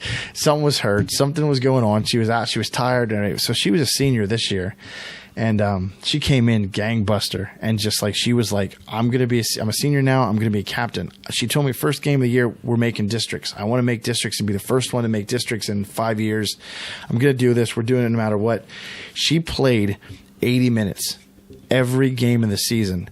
So the last game we're in a district game, and we ended up losing. I think it was 2-1. We played in the monsoon. It was pouring rain the night of districts at Haven, and she came off. And I remember her coming over to me, and I looked at her, and I had to hold tears back because she was such a great kid. And I said, "Did you give it everything you had?" And she literally just dropped. Like I had my arm around her, and she the tears, she let it loose. And I'm like, it was one of the first times in my life I've actually looked at somebody else and said, this person literally left every bit of energy, sweat, tears on the field. And it was impressive. Very impressive. What she overcame is something that you can't teach a kid. No. You're out there for 5 minutes and you mentally get in your head and say, I don't got anything left, when you have everything left. Yeah. But you're like, 5 minutes, I'm good. I'm not saying she didn't care, but there's that mental block. Right. And it took to her senior year to be like, you know what? Like, she learned to push past that mental block. Yep. Yeah. And that's something she will have the rest of her life. It was incredible. I've told her a couple times, seen her since she's been done and stuff, and I've seen her places. I'm just like, I'm telling you, that will run with me forever, because it was just a pure, like, when your adrenaline is so high that it's just empty. Like, you're literally on spare reserves. Yep. That's exactly how it was. It was just cool to see for a high school player where she had come from, and to know that, like, holy crap, like, I now have seen what I push into these girls and tell them, like, listen, you got to give it everything. And now I know what they look like when they've officially given it all. Yeah. And she'll take that and she'll enter a real life scenario where she's like, man, I feel like I can't do this. And she's like, yo, I can relate exactly what I did here, right, and learn to push that mental barrier. Like, my biggest thing as a coach was always to be like, all right, listen, I'm going to make you a better soccer player. That's what I'm here to do. But I want to also make you mentally stronger and make you just not a better soccer player, but I can teach you how the game of soccer can relate with you the rest of your life, right, and how you can take these moments and this mental discipline because soccer is a sport, and I'm not picking on football. The only other sport that I can really not say compare to a soccer level, but because every sport's demanding and physical. But if I give you a ball and I still put this ball in your hands and shoot it or throw it at another object, that's something you're naturally doing with your arms and your hands. Now, if I tell you to get a ball and kick it and hit an object, there's so much discipline to that, and there's so much more skill to that, and you're running for 90 minutes, and you're just doing things in that sport that you will never experience in another one. Like, I remember I used to run for football, and they'd be like, yo, how are you still doing this? I'm like, we didn't even done anything yet. Like, I mean, and they're like, what do you mean? I'm like, you sprinted 100 yards and you said you need a break the next play? Like, 100-yard sprint is literally a quick attack in soccer, and you got to do it right back again. You know what I mean? Like, because you got to run back and play defense if the attack doesn't work. Like, it's like you run to the end zone and then stop, and then pick up the ball and run back another 100 yards. Yep. You're just at a different pace. And when players learn to overcome that, and you're like that's why I always say soccer players, take your kid and you want your kid to be a good football player. Take him and put him in soccer till he's at least 16. Let his body develop. Right. You're going to learn stuff on the soccer field if you have a good coach. Like because for me, the only thing I was ever good at in football was I like playing safety. Because I can cut a pass off when a quarterback's throwing it quicker than anyone because I learned in soccer how to take an angle. Mm-hmm. Because in soccer, you're like, all right, do I run up around and waste this much energy getting from point A to point B, or do I see you have to study the play because soccer's chess. You know what I mean? You got to, I see the winger here. He's actually good. Here's your placeholder. The ball's coming down. He's probably going to cross it, work the center. They're trying to get it to him. So I need to get here before the ball does. And it's like hockey. You're trying to get there before the play does. Where in football, it's just kind of like it's fluid motion. It's like, okay, here, the ball's here. You're trying to hit the A gap. Now, a guy can obviously bounce out of a hole and hit somewhere else, or a quarterback can change his read. But for the most part, it's like a man-to-man or a zone. Where in soccer, man, anything can change on the fly. It's like you could take a rook. Like the rook can come across the field, and you're like, because two guys switch. Yep. It's nuts. Like there's so much to it. It's funny because, like, I learned. My dad coached. My dad's a volleyball coach, and he coached where we used to live out in Holliesburg. He coached there, and then he coached at Haven, then he coached at Blue Mountain, then he coached at Penn State Schuylkill for a little bit. And it's funny because I've always paid attention to him. I've always watched what he does. And it's funny because, like, on our team, Scott, the head coach, is probably one of the most soccer skilled / gifted guys I've ever seen in my life. Mm-hmm. He's just amazing. And he played in high school, he played in college, he played semi-pro, he did all kinds of stuff.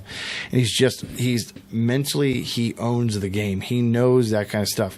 I've never had the pleasure of working with a coach that actually put a pair of cleats on. Yeah. Well, like I said, and that was the big thing when we took over is, like I said, we both played. We both played this sport, but what a girl's going through when our players going through when they run to the point where they can't. Like you have a coach who never played or a parent in the bleachers, run. You're like, or kick it away. You're like, that's more work for you later. Yeah. Like, shut up. You're teaching them to play kickball. That's not what we're here to do. But like that's what we do. Like him and I, he's the fundamental. He knows the breakdown. He can read a defense. He knows the person that's the number one scorer on that team. He knows who to have to double cover them and who we have to pull to do that. And he knows that stuff. My thing, which I took from my dad, which is my favorite part about sports, is I'm the psychological one. Mm-hmm. I'm the one who can see where a team is at, and I'll tell them, like, listen, I don't care what's going on right now. Pride, they say it all the time, pain is temporary, pride lasts forever. Mm-hmm. There's so many of those isms that I tell the girls, and at the end of the season, I just get made fun of for my isms. Oh, Coach Tony with his philosophies. I tell them all the time. I tell them all the time. I tell them, well, I kind of change the replacements, and it's not chicks dig scars. Pride lasts forever. It's dudes dig scars. Yeah. One of those things. But that's my favorite part, is to talk to them and to like feel, make them a better person, and then bam, put them out there and say, like, go. And then when you see it happen, it's like nothing out of, like I said, we went from a team that was, barely, we didn't even hit the playoffs in 2 years, and I had a team walk in this year that bought in. Yeah, they bought into what we were saying. They bought into training hard in the offseason. That's huge. And then all of a sudden, it was like, holy crap, we're in districts. Because you put the work in. Yeah, and you took it seriously. That's exactly it. I mean, they had great. We had 3 great captains, Delaney and Sarah and Angie, and they told the girls, we are making districts. We have off-season training. You better all be there. Mm-hmm. Do not miss them. And they would show up on 9 o'clock on a Wednesday afternoon, and they'd be down running laps, and they'd be doing sprints, and you get to the end of the year, we had, in our entire season, we had 2 games that we subbed somebody off during the game. We had girls play 80 minutes straight. Mm-hmm. Never, and they didn't realize, because they're just playing, oh, we're not tired. Because you put the effort in, you put the work in, and now you're... That's not a sport that you can take in off season. No. And that's not even just in Schuylkill County. That's just in general. Yep. Because there's always that team that doesn't take an off season, and it shows. Yep. Like Blue Mountains, like they don't take an off season. They go over to Europe. They go to London. They go. Like they're boosters. They give a shit about their program. Yep. They're not just another fake cog in the wheel. You know what I mean? Like the issue is, and you and I were talking about it before. The issue is, if you want to get better in Schuylkill County, go to Berks County. Yeah. Berks County is years above us in how they handle their soccer programs. So if you go to Berks County and you play those teams, you might get shelled 7-8-0. You now come back to Schuylkill County and you play one of the teams from here, and all of a sudden the games are 1-1, 2-1, and you're like, why are we sticking so close to them? Well, because you've been playing against harder competition and now you've leveled up to what you're playing. But these schools that know what they're doing have girls where they go, there's a lot of them that go soccer in the fall, then they go to an indoor traveling club in the winter, then you have your spring, then you have your summer rolls right into your soccer season, and then you're into soccer. And it's just, that's the way if you're going to do it, it's hard for teams to be. It's hard for kids these days to be two sport athletes. Yeah, I mean, I'm happy enough to have. I have girls on our team that are soccer players and softball players, so they're literally I had so many kids, boys and girls, who were like, "I'm going to play soccer, but I'm also going to do cross country," and I was like, don't do that. To the same time of the year. Yeah, and you're like, what do you? He would, like, the one kid, he was able to do it, man, but it caught up to him close to the end of the year. Like, he's like, he would leave a meet, hit the bus after just running 10 miles, and then jump on a soccer field and do another 15-20. I had a girl on my team that she did cross country, and I was like, if you want to do cross country in the off season to get your conditioning up, go for it. But tell that coach that this is not what I'm here for. Right. You know what I mean? It's crazy. I don't know. Like I said, I don't know. And another thing you probably noticed too. I will say one thing, and it could be male and female. I'm not being one way or the other, but I know my female athletes were the most impressive students. Like, when you're a sports player, you don't realize how studious you have to be with your time and how you have to schedule things. Like, I had girls on my team that were, first in their class, second in their class, all honors. And I'm thinking, how I couldn't do it. I mean, that was the time of the year where my grades fell, was during soccer season. That's one thing that I will always, always, always, always give my North Schuylkill teams that I coached 110%. Boys and girls. They were like, most of the kids I coached in soccer when they hit their senior year were always top 10 of their class. Yeah, always. They were all smart. The soccer program was always very, very top of their class. But here's the cool thing about that program too that I loved about North Schuylkill is they would go out and they'd get shelled like 10, 12, 13, nothing. They'd hit the bus. And I'm not saying this because they didn't care, but they knew where they stood, and I guess a lot of them knew, like, hey, I didn't put the work in, the other team did. But it wasn't one of those things where, like, well, we lost because you made this one bad play. Yeah.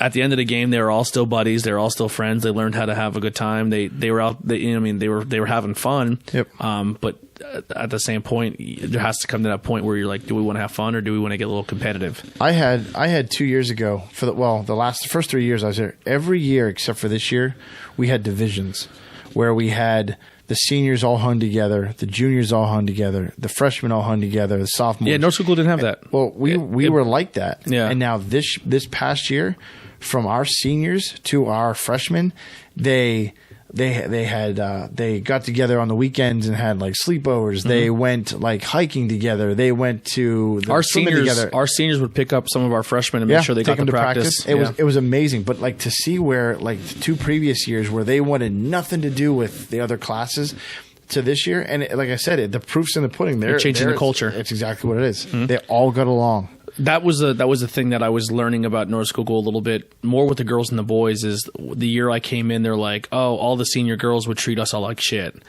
and I was like, all right, you're a senior this year. They're like, yeah, and I had a really good group my first year in the girls team, and they're still one of my favorite senior classes because they maybe didn't change the culture when it came to winning games and stuff, but they changed the culture because as seniors, they're like, our seniors before us treated us terrible. They made us feel like we weren't on their level. We didn't feel like they were our friends. And I was like, do you want to repeat history and keep treating everyone else like shit, or do you want to accept them with open arms and do that? And they're like, yeah, let's change the culture. And I was like, well, this is your year to do that. You're going to set the bar for every single freshman walking on this team and juniors and learn to get along with each other. And they did, and they bought, like, where we weren't winning games, by the end of the year, referees and other people were coming up to this culture like, You just played a way better game than you did 2 years ago. Yeah. You actually look like you're learning the game of soccer, which was good. Like it's a slow build, but they're getting there. What's funny is we had girls that what they would say is like, I had girls the first year that would say, listen, you're a freshman, take the ball bag. And they would like just rip them to take, you got to carry this. You need to carry this and then last year I had girls where a freshman's carrying 2 things and she's the only one, and had kids come over and say, hey, let me take the water bottles. And these were the seniors, didn't have to, but they did because, hey, listen, if I help her out, she's going to bring closer to us and we're all going to stick together. Yep. And like it is, there's a lot of times where you trade certain things for other things. Like I can remember we had an official that did our Jim Thorpe game. We came out at the beginning of the season and lost 8-0 to Jim Thorpe. Got hammered up in Jim Thorpe. And the guy who was the official that game was the guy who was the official the last game before our district game. And he came up to the coach, Scott, and I at the end of the game and directly looked at us and said, you guys do not even look like the team that I saw that very first game of the season. Yeah. And when you hear that stuff, you're like, as a coach, you're like, that means a lot more than anything. Because that means, hey, look, someone you're sees. giving me the itch again. Yeah, someone sees what we did. Like they see that, hey, time we put in, these girls put into it, they're not where they used to be, and that's rewarding as a coach. Like you don't necessarily need trophies and wins. If you're like, listen, that girl there would have never come out for a sport, and now she fell in love with something, and who knows where she'll go from now. Then your job's done. Yeah, I have a championship. I have a bunch of championship appearances. I have had winning seasons. I've had undefeated seasons, and I've had seasons where I have not won a game. But some of the most rewarding things is when like a player who I haven't coached in 10 years or 5 years, messages me on Facebook and they're like, "Coach, you were still like one of the biggest influences. You've done this. The way you said this have changed the way I do this."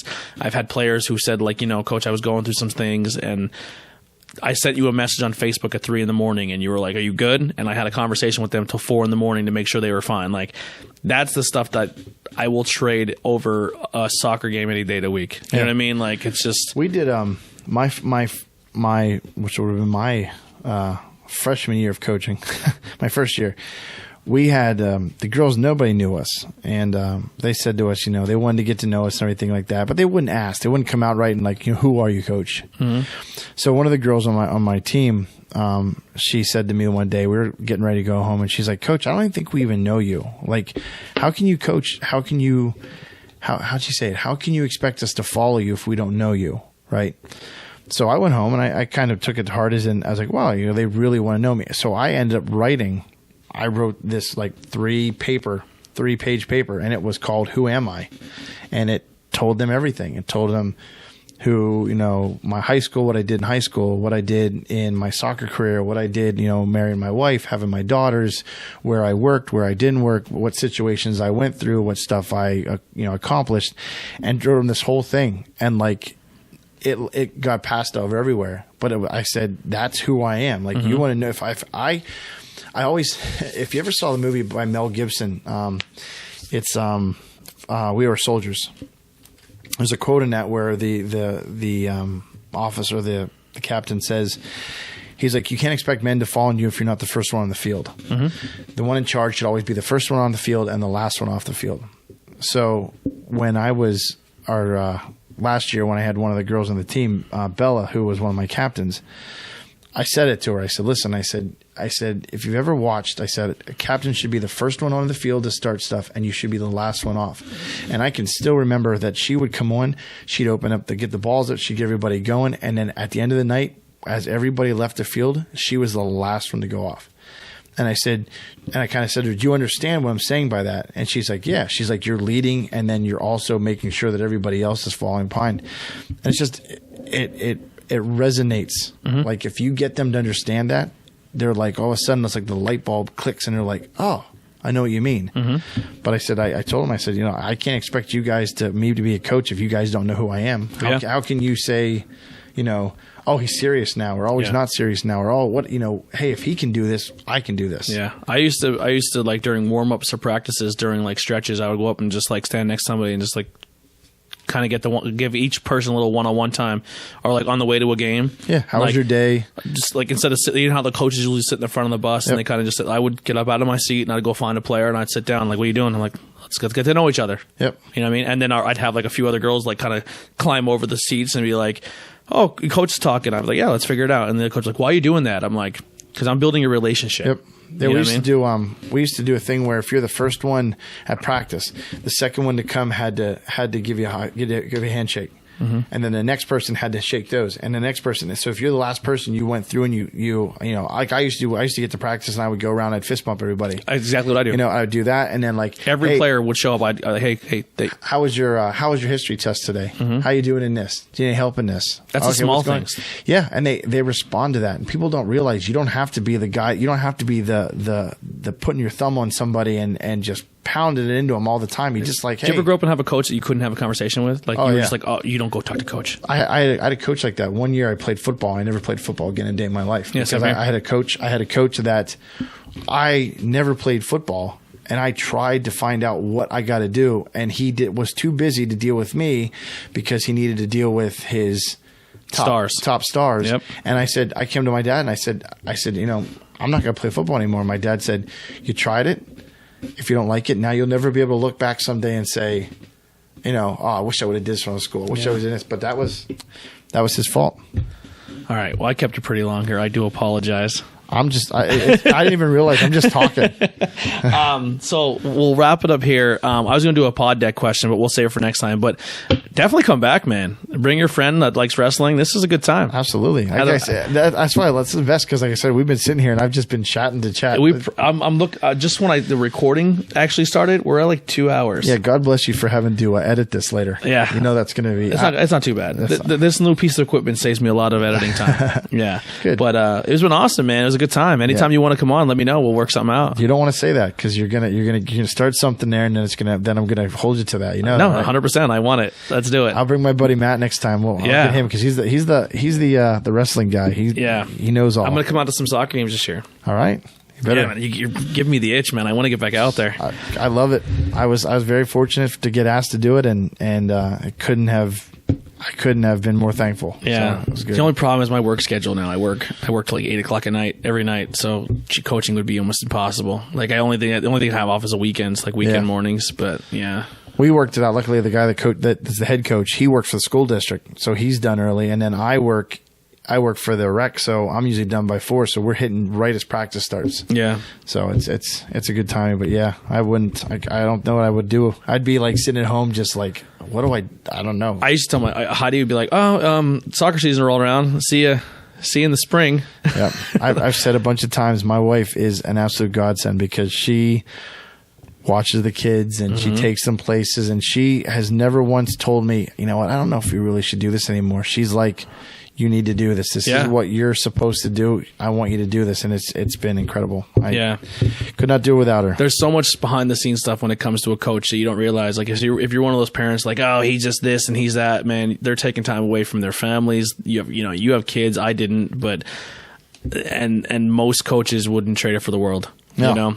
And it's a cool thing to do. Oh yeah. It's a lot of fun.